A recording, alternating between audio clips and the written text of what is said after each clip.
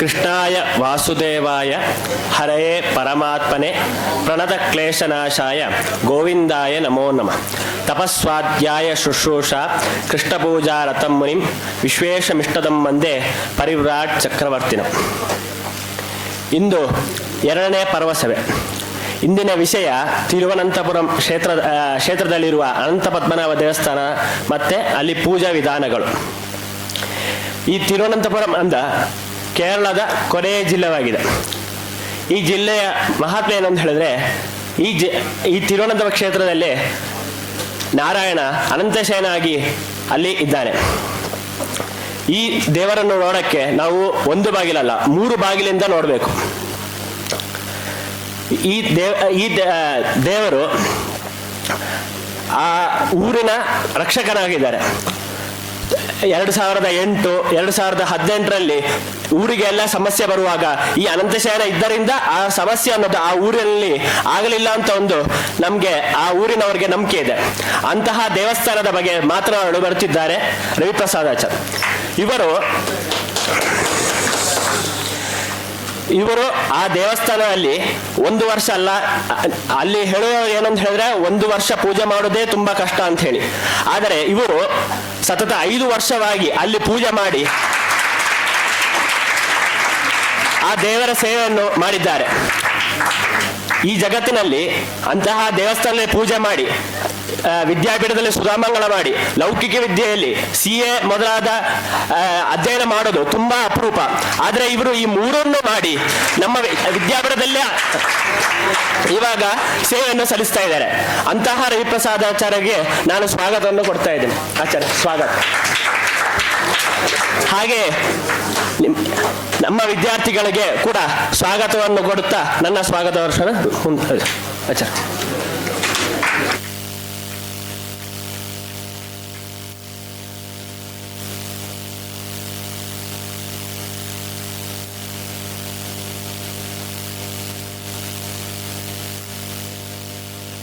ಮೇಲೆ ಮಾಡಬೇಕೇನೋ, ಸರಿ ಇದೆಯಾ?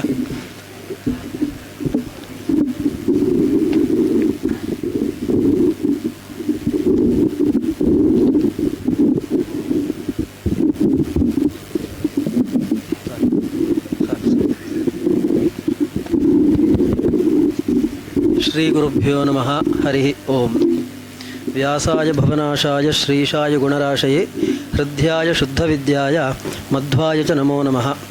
ಆಪಾದಮೂಲಿಪರ್ಯಂತಂ ಗುರುಣಾಂ ಆಕೃತಿಂ ಸ್ಮರೇತ್ ತೇನ ವಿಘ್ನಾಃ ಪ್ರಣಶ್ಯಂತಿ ಸಿದ್ಧ್ಯಂತಿ ಚ ಮನೋರಥಾಃ. ತಪಸ್ವಾಧ್ಯಾಯ ಶುಶ್ರೂಷಾ ಕೃಷ್ಣಪೂಜಾರತಂ ಮುನಿಂ ವಿಶ್ವೇಶಮಿಷ್ಟದಂ ವಂದೇ ಪರಿವ್ರಾಟ್ ಚಕ್ರವರ್ತಿನಂ. ಬಂದಿರತಕ್ಕಂತಹ ವಿದ್ಯಾರ್ಥಿಗಳನ್ನೆಲ್ಲ ಅಭಿನಂದಿಸ್ತಾ 1-2 ಮಾತುಗಳನ್ನು ಆಡ್ತೇನೆ ನಿಮ್ಮ ಮುಂದೆ. ವಿಶೇಷವಾಗಿ ಜೀವನದಲ್ಲಿ ಎಲ್ರಿಗೂ ಒಂದು ಗುರಿ ಇರ್ತದೆ, ಒಂದು ಗುರಿ ಇರಬೇಕು. ಗುರಿ ಇದ್ದ ಕೂಡಲೇ ಸಾಕಾಗೋದಿಲ್ಲ. ಯಾಕಂದರೆ ಪ್ರತಿಜ್ಞಾ ಮಾತ್ರೇಣ ಅರ್ಥಸಿದ್ಧಿ ಆಗೋದಿಲ್ಲ. ಆದ್ದರಿಂದ ನಾವು ಅಂದ್ಕೊಂಡು ಕೂಡಲೇ ಒಂದು ಕೆಲಸ ಆಗೋದಿಲ್ಲ. ಆ ಗುರಿಯನ್ನು ನಾವು ತಲುಪಬೇಕು ಅಂತಂದರೆ ಆ ದಾರಿಯಲ್ಲಿ ಹೋಗಬೇಕು. ಆ ದಾರಿಯೂ ಕೂಡ ಸರಿಯಾದ ದಾರಿಯಲ್ಲ ಅಂತಂದರೆ ನಮ್ಮ ಗುರಿಯ ಕಡೆಗೆ ಹೋಗೋದಿಲ್ಲ ಅದು. ಆದ್ದರಿಂದ ಸರಿಯಾದ ದಾರಿಯಲ್ಲಿ ಹೋದರೆ ಮಾತ್ರ ನಾವು ಗುರಿ ಮುಟ್ಟಲಿಕ್ಕೆ ಸಾಧ್ಯ. ನಮ್ಮೆಲ್ಲರಿಗೂ ಜೀವನದಲ್ಲಿ ಗುರಿ ಏನಾಗಿರಬೇಕು ಅಥವಾ ಏನು ಅಂತಂದರೆ ನಿಮಗೆಲ್ಲ ಗೊತ್ತಿದೆ, ಧರ್ಮ ಅರ್ಥ ಕಾಮ ಮೋಕ್ಷ ಅಂತ. ಪರಮ ಗುರಿ ಅಂದರೆ ಮೋಕ್ಷವೇ. ಈಗ ನೀವೆಲ್ಲ ಎಲ್ಲೆಲ್ಲೋ ಇದ್ದವರು ವಿದ್ಯಾಪೀಠದಲ್ಲಿ ಬಂದು ಅಧ್ಯಯನ ಮಾಡಲಿಕ್ಕೆ ಸೇರಿದ್ದೀರಿ ಅಂತಂದರೆ ನಾವು ಹೋಗ್ತಿರುವ ದಾರಿ ಸರಿ ಇದೆ ಅಂತ ತೀರ್ಮಾನ ಮಾಡಿಕೊಳ್ಬೋದು. ಅಷ್ಟಂತೂ ತೀರ್ಮಾನ. ಯಾಕೆಂದರೆ ಪರವಿದ್ಯೆ ಅಂತ ಏನಿದೆಯೋ ಅದೇ ನಿಜವಾದ ವಿದ್ಯೆ ಅಂತ ಹೇಳ್ತಾರೆ, ಅದೇ ಮೋಕ್ಷಕ್ಕೆ ಕಾರಣ ಅಂತ. ಹಾಗಿರುವಾಗ ಅಂತಹ ಪರಮ ಗುರಿಯ ಕಡೆಗೆ ನಾವು ಹೋಗೋದರಲ್ಲಿ ಸರಿಯಾದ ದಾರಿಯಲ್ಲಿ ಬಂದಿದ್ದೇವೆ ಅಂತ ಅಂದ್ಕೊಳ್ಬೋದು. ಇನ್ನು ಅದು ಅಲ್ಲದೇ ಇದ್ದರೂ ಕೂಡ ಮೋಕ್ಷ ಒಂದು ಪರಮ ಗುರಿ ಅಂತಿದ್ದರೂ ಕೂಡ ಅದರ ಮಧ್ಯದಲ್ಲಿ ನಮಗೆ ಲೌಕಿಕವಾಗಿ ಅವಾಂತರವಾದ ಗುರಿಗಳು ಬೇಕಾದಷ್ಟಿರ್ತದೆ. ಎಲ್ರಿಗೂ ಕೂಡ ಏನೋ ಒಂದು ಆಗಬೇಕು ಅಂತ ಎಲ್ರಿಗೂ ಒಂದು ಮನಸ್ಸಿನಲ್ಲಿರ್ತದೆ, ಅಥವಾ ಒಂದು ಗುರಿ ಅಂತ ಇರ್ತದೆ. ಈ ಗುರಿ ಹೇಗಿರಬೇಕು ಅಂತಂದರೆ ಹೇಳ್ತಾರೆ, ಯಾಕೆ ಅಂತಂದರೆ ಲೋ ಏಮ್ ಈಸ್ ಕ್ರೈಮ್ ಅಂತ. Low aim is crime. ಅಂದರೆ ಸಣ್ಣದಾದ ಒಂದು ಗುರಿ ಇರುವುದೇ ಒಂದು ಅಪರಾಧ ಅಂತೆ. ಯಾಕೆ ಅಂತಂದರೆ ನಾನು ವಿಶೇಷವಾಗಿ CA ಪರೀಕ್ಷೆಗೋಸ್ಕರ ಚೆನ್ನೈಯಲ್ಲಿ ಕೋಚಿಂಗ್ ಕ್ಲಾಸಿಗೆ ಹೋಗ್ತಾ ಇದ್ದೆ. ಆಗ ಅಲ್ಲಿ ಒಬ್ಬರು ಅಧ್ಯಾಪಕರಿದ್ದರು. ಅವರು ನಮಗೆ ಪ್ರತಿ ಸಲ ಒಂದು ಮಾತನ್ನು ಹೇಳ್ತಿದ್ದರು, ನಿಮ್ಮದು ಗುರಿ ಹೇಗಿರಬೇಕು ಅಂತ ಅನ್ನುವ ದೃಷ್ಟಿಯಲ್ಲಿ, ಈಗ ನೀವು ಪರೀಕ್ಷೆಗೆ ಓದ್ತಾ ಇದ್ದೀರಿ ಅಂತಂದರೆ ಯಾವ ರೀತಿ ಓದಬೇಕು ಅಥವಾ ನಮ್ಮ ಗುರಿ ಏನಿರಬೇಕು ಅದರಲ್ಲಿ ಅಂತಂದರೆ 50 ಮಾರ್ಕ್ ಬಂದರೆ ಪಾಸ್ ಆಗ್ತದೆ, ನನಗೆ 50 ಮಾರ್ಕ್ ಬಂದರೆ ಸಾಕು, ನಾನು ಪಾಸಾದರೆ ಸಾಕು ಅನ್ನೋ ಗುರಿಯಲ್ಲಿ ಓದಬಾರ್ದಂತೆ. ನನಗೆ ರ್ಯಾಂಕ್ ಬರಬೇಕು ಅಂತ ನೀನು ಓದಬೇಕು, ಅಥವಾ ಇಲ್ಲಿ ಆದರೆ 85% 90% ಬರಬೇಕು ಅಂತ ನೀನು ಓದಬೇಕು. ಅದು ನಿನ್ನ ಗುರಿಯಾಗಿರಬೇಕು. ಅದು ನಮ್ಮ ಗುರಿಯಾಗಿದ್ದರೆ ಒಂದು ವೇಳೆ ಆ ರ್ಯಾಂಕ್ ಅಥವಾ 90% ಬರದೇ ಇದ್ದರೂ ಕೂಡ ಫೈಲ್ ಆಗುವ ರಿಸ್ಕ್ ಅಥವಾ ಭಯ ಅಂತೂ ಇಲ್ಲ, ಪಾಸ್ ಅಂತೂ ಖಂಡಿತ ಆಗ್ತೇವೆ. ಅದೇ 50 ಮಾರ್ಕ್ ಬಂದರೆ ಸಾಕು, ನಾನು ಪಾಸಾದರೆ ಸಾಕು ಅನ್ನೋ ಗುರಿಯನ್ನೇ ಇಟ್ಟುಕೊಂಡ್ರೆ ನಾವು ಫೈಲ್ ಆಗುವ ರಿಸ್ಕ್ಗಳೇ ಜಾಸ್ತಿ ಇರ್ತದೆ. ಹಾಗಿರುವಾಗ ಗುರಿ ಯಾವತ್ತೂ ಜೀವನದಲ್ಲಿ ದೊಡ್ಡದಿರಬೇಕು ಅಂತ. ಹಾಗಿರುವಾಗ ದೊಡ್ಡ ಗುರಿಯನ್ನು ಜೀವನದಲ್ಲಿ ಇಟ್ಕೊಂಡ್ರೆ ಒಂದು ವೇಳೆ ಆ ಗುರಿಯನ್ನು ಮುಟ್ಲಿಕ್ಕಾಗದೇ ಇದ್ದರೂ ಕೂಡ ಅದರ ಹತ್ತಿರಕ್ಕಂತೂ ಹೋಗ್ಬೋದು ಅಥವಾ ತುಂಬ ಎತ್ತರಕ್ಕೆ ಹೋಗ್ಬೋದು ಜೀವನದಲ್ಲಿ ಅಂತ. ಹಾಗಿರುವಾಗ ಸಣ್ಣ ಲೋ ಏಮ್ ಇಸ್ ಕ್ರೈಮ್ ಅನ್ನೋದನ್ನು ಆ ದೃಷ್ಟಿಯಿಂದ ಹೇಳ್ತಾರೆ. ಇನ್ನು ಗುರುಗಳಾದಂತಹ ವಿಶ್ವೇಶತೀರ್ಥರು ತುಂಬ ಕಡೆಯಲ್ಲಿ ಒಂದು ಸಣ್ಣ ಕಥೆಯನ್ನು ಹೇಳ್ತಾ ಇದ್ದರು. ಅದು ವಿದ್ಯಾರ್ಥಿಗಳಿಗೆ ಮಾತ್ರ ಅಂತಲ್ಲ, ಎಲ್ರಿಗೂ ಕೂಡ ಜೀವನದಲ್ಲಿ ಉಪಯೋಗ ಆಗುವಂತಹ ಒಂದು ಸಣ್ಣ ಕತೆ, ಲೌಕಿಕವಾದ ಕತೆ. ಅದನ್ನು ನಾನು ನಿಮ್ಮ ಮುಂದೆ ಹೇಳ್ತೇನೆ. ಒಂದು ಕೊಳ ಅಥವಾ ಒಂದು ನೀರು ಹೋಗುವಂತಹ ಸಣ್ಣ ಕೊಳ ಅಂತ ಇಟ್ಕೊಳ್ಬೋದು. ಅಲ್ಲಿ ತುಂಬ ಮೀನುಗಳು ವಾಸವಾಗಿದ್ದು, ಅದರಲ್ಲಿ ಒಂದು 3 ಮೀನುಗಳಿಗೆ ಪರಸ್ಪರ ಗೆಳೆತನ, ಫ್ರೆಂಡ್ಶಿಪ್. ಆ 3 ಮೀನುಗಳಿಗೆ 3 ಸ್ವಭಾವ, ಬೇರೆ ಬೇರೆ ಸ್ವಭಾವ. ಒಂದು ಸಲ ಏನಾಗ್ತದೆ ಅಂದರೆ, ಒಬ್ಬ ಮೀನುಗಾರ ಮೀನು ಹಿಡೀಲಿಕ್ಕೆ ಅಂತ ಆ ನೀರಿಗೆ ಬಲೆಯನ್ನು ಎಸಿತಾನೆ. ಬಲೆಯನ್ನು ಎಸೆದು ಕೂಡಲೇ ಆ 3ರಲ್ಲಿ ಒಂದು ಮೀನು, ಅದರ ಸ್ವಭಾವ ಏನು ಅಂತಂದರೆ ದೂರದೃಷ್ಟಿ. ಅಂದರೆ ಏನಾದರೂ ಅಪಾಯ ಬರ್ತದೆ ಅಂತ ಮುಂಚೆಯೇ ಗ್ರಹಣೆ ಮಾಡಿ ಅದಕ್ಕೆ ಸಿದ್ಧತೆ ಮಾಡಿಕೊಳ್ಳೋದು. ಆ ಬಲೆ ಬಿದ್ದು ಕೂಡಲೇ ಆ ಮೀನು ಹೇಳ್ತಂತೆ, ಏನೋ ಮುಂದೆ ಅಪಾಯ ಬರುವ ಸೂಚನೆ ಇದೆ, ಯಾಕಂದರೆ ನೀರಿನ ಹರಿವಿನಲ್ಲಿ ಸ್ವಲ್ಪ ವ್ಯತ್ಯಾಸ ಆಗಿದೆ, ಆದ್ದರಿಂದ ಅಪಾಯ ಬರಬಹುದು, ಅದನ್ನು ನಾನು ಈಗಲೇ ದೂರಕ್ಕೆ ಹೋಗಿಬಿಡ್ತೇನೆ ಅಂತ ಅದು ಅಲ್ಲಿಂದ ಮುಂದಕ್ಕೆ ಹೋಯ್ತಂತೆ. ಅಷ್ಟರಲ್ಲಿ ಅವನು ಬಲೆ ಹಾಕಿದ್ದಾನೆ. ಬಲೆಯಲ್ಲಿ ಮೀನುಗಳೆಲ್ಲ ಸಿಕ್ಕಾಕೊಂಡಿದೆ. ಈಗ ಈ 2ನೇ ಮೀನು ಈ ಮೊದಲನೇ ಮೀನು ಈ ರೀತಿಯಾಗಿ ಯೋಚನೆ ಮಾಡುವಾಗ 2ನೇ ಮೀನು ಹೇಗೆ ಯೋಚನೆ ಮಾಡ್ತು ಅಂತಂದರೆ, ಅದು ನೋಡುವ, ಸದ್ಯಕ್ಕಂತೂ ಏನೂ ಅಪಾಯ ಬಂದಿಲ್ಲ, ಬಂದರೆ ಬರಲಿ, ಬಂದಾಗ ಅದಕ್ಕೇನಾದರೂ ಉಪಾಯ ಮಾಡಿ ನಾನು ತಪ್ಪಿಸ್ಕೊಳ್ತೇನೆ ಅಂತ. ಅಂದರೆ ಬುದ್ಧಿವಂತ, ಇಂಟೆಲಿಜೆಂಟ್ ಅಂತ ಹೇಳ್ತಾರಲ್ಲ, ಪ್ರತ್ಯುತ್ಪನ್ನಮತಿ, ಆ ರೀತಿಯಾದಂತಹ ಮೀನು. ಹೀಗೆ ಏನಾಯಿತು, ಬಲೆ ಬಿತ್ತು, ಬಲೆಯಲ್ಲಿ ಸಿಕ್ಕಾಕೊಂಡಿದೆ ಮೀನುಗಳೆಲ್ಲ. ಈ 2 ಮೀನುಗಳು ಮಾತ್ರ ಅಲ್ಲ, ಬೇರೆ ಮೀನುಗಳು ಕೂಡ ಸಿಕ್ಕಾಕೊಂಡಿದೆ. ಆದರೆ ಈ 2ನೇ ಮೀನು, ಪ್ರತ್ಯುತ್ಪನ್ನಮತಿ ಬುದ್ಧಿವಂತ ಮೀನು ಸಿಕ್ಕಾಕೊಳ್ತು. ಇನ್ನು 3ನೇ ಮೀನೊಂದಿತ್ತಲ್ಲ, ಅದು ಮೊದಲನೇ ಮೀನು ಹೇಳಿದಾಗಲೇ ಅದು ಆಲೋಚನೆ ಮಾಡಿ ಅದು ಹೇಳ್ತಂತೆ, ನೋಡು, ಏನು ಅವಸರ ಇಲ್ಲ, ಅಪಾಯ ಬರುವುದಾದರೆ ಈಗಂತೂ ಅಪಾಯ ಬಂದಿಲ್ಲ, ಬಂದಾಗ ನೋಡುವ ಅಂತ ಆಲಸ್ಯದಿಂದ, ಎಲ್ಲ ವಿಷಯದಲ್ಲೂ ಕೂಡ ನಿಧಾನವಾದ ಪ್ರವೃತ್ತಿ ಮಾಡುವಂತಹ ಆಲಸ್ಯದ ಮೀನು. ಈಗ 2 ಮೀನುಗಳಂತೂ ಬಲೆಯಲ್ಲಿ ಸಿಕ್ಕಾಕೊಂಡಿದೆ. ಆದರೆ 2ನೇ ಮೀನು, ಬುದ್ಧಿವಂತ ಮೀನು ಏನು ಮಾಡಿದೆ ಅಂತಂದರೆ, ಬಲೆಯಲ್ಲಿ, ಅಂದರೆ ಬಲೆ ಇರುವ ಭಾಗಕ್ಕೆ ಸಿಕ್ಕಾಕೊಳ್ಳಲಿಲ್ಲ. ಅದು ಬಲೆಯ ಮಧ್ಯದಲ್ಲಿ ಬೇರೆ ಮೀನುಗಳೆಲ್ಲ ಇರ್ತಾವಲ್ಲ, ಅದರ ಆ ಮೀನುಗಳ ಮಧ್ಯದಲ್ಲಿ ಸಿಕ್ಕಾಕೊಂಡಿದೆ ಅಂತೆ. ಮೀನುಗಾರ ಏನು ಮಾಡಬೇಕಂದ್ರೆ, ಬಲೆಯನ್ನು ಎಳೆದು ಆ ಮೀನನ್ನೆಲ್ಲ ತೆಗೆದು ಅದನ್ನು ತೊಳೆದು ಆಮೇಲೆ ತಗೊಂಡು ಹೋಗಬೇಕು. ಹಾಗೆ ತೊಳಿಲಿಕ್ಕೆ ಅಂತ ಒಂದೊಂದು ಮೀನನ್ನು ತೆಗಿತಾ ಇದ್ದಾನೆ. ಈ ರೀತಿಯಾಗಿ ತೊಳಿತಾ ಇರುವಾಗ ಆ ಬುದ್ಧಿವಂತ ಮೀನು ಏನು ಮಾಡ್ತು ಅಂತಂದರೆ, ಇವನು ಈ ಕಡೆಯಿಂದ ಬೇರೆ ಮೀನನ್ನು ತೊಳಿತಾ ಇರುವಾಗ ಅದು ಬೇರೆ ಮೀನುಗಳ ಮಧ್ಯದಿಂದ ಹಾಗೆ ತಪ್ಪಿಸಿಕೊಂಡು ನೀರಿಗೆ ಹಾರಿ ತಪ್ಪಿಸಿಕೊಂಡು ಹೋಯಿತು.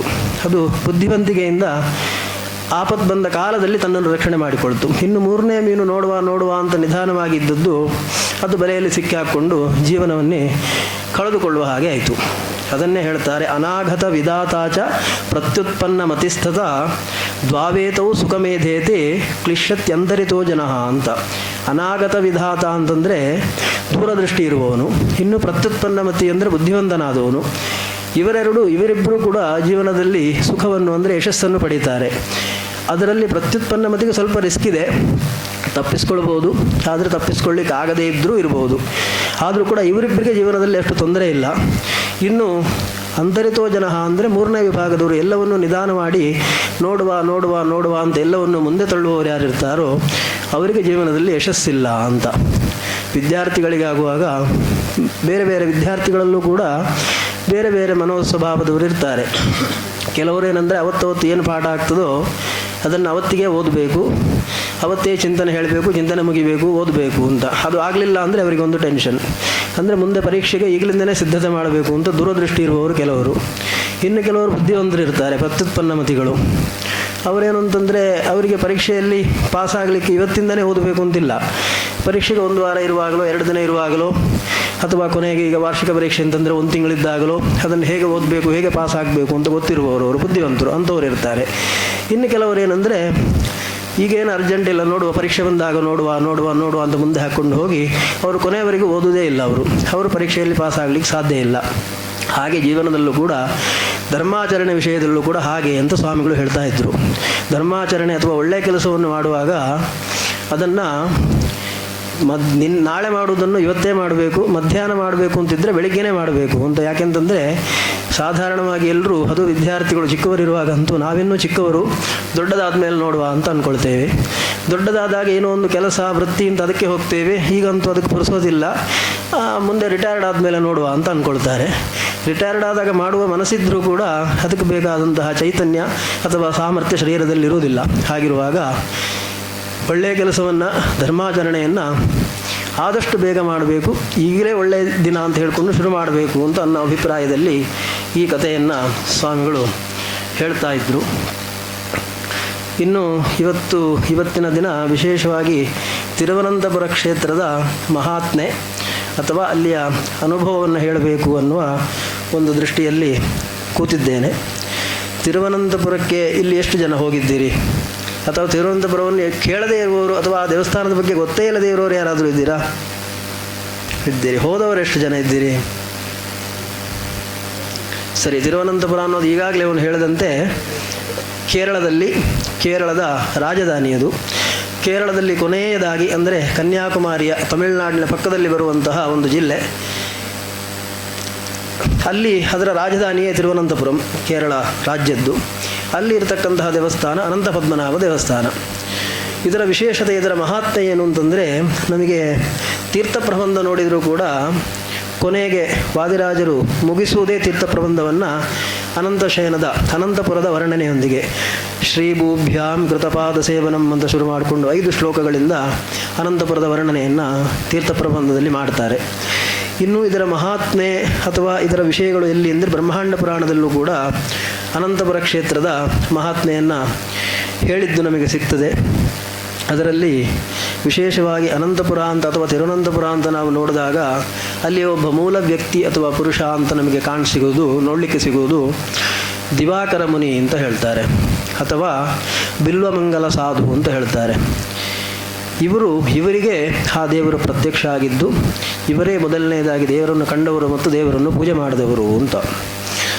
ಇವರು ಹೇಗೆ ಅಂತಂದರೆ, ಈಗ ನಿಜವಾಗಿ ಈ ದಿವಾಕರ ಮುನಿ ಇದ್ದದ್ದು ಈಗ ಏನು ಅನಂತಪುರ ಅಥವಾ ತಿರುವನಂತಪುರ ಇದೆಯೋ ಅದು ಆ ತಿರುವನಂತಪುರ ದೇವರ ಅಥವಾ ಅನಂತ ಪದ್ಮನಾಭ ದೇವರ ಮೂಲಸ್ಥಾನ ಅಲ್ಲ.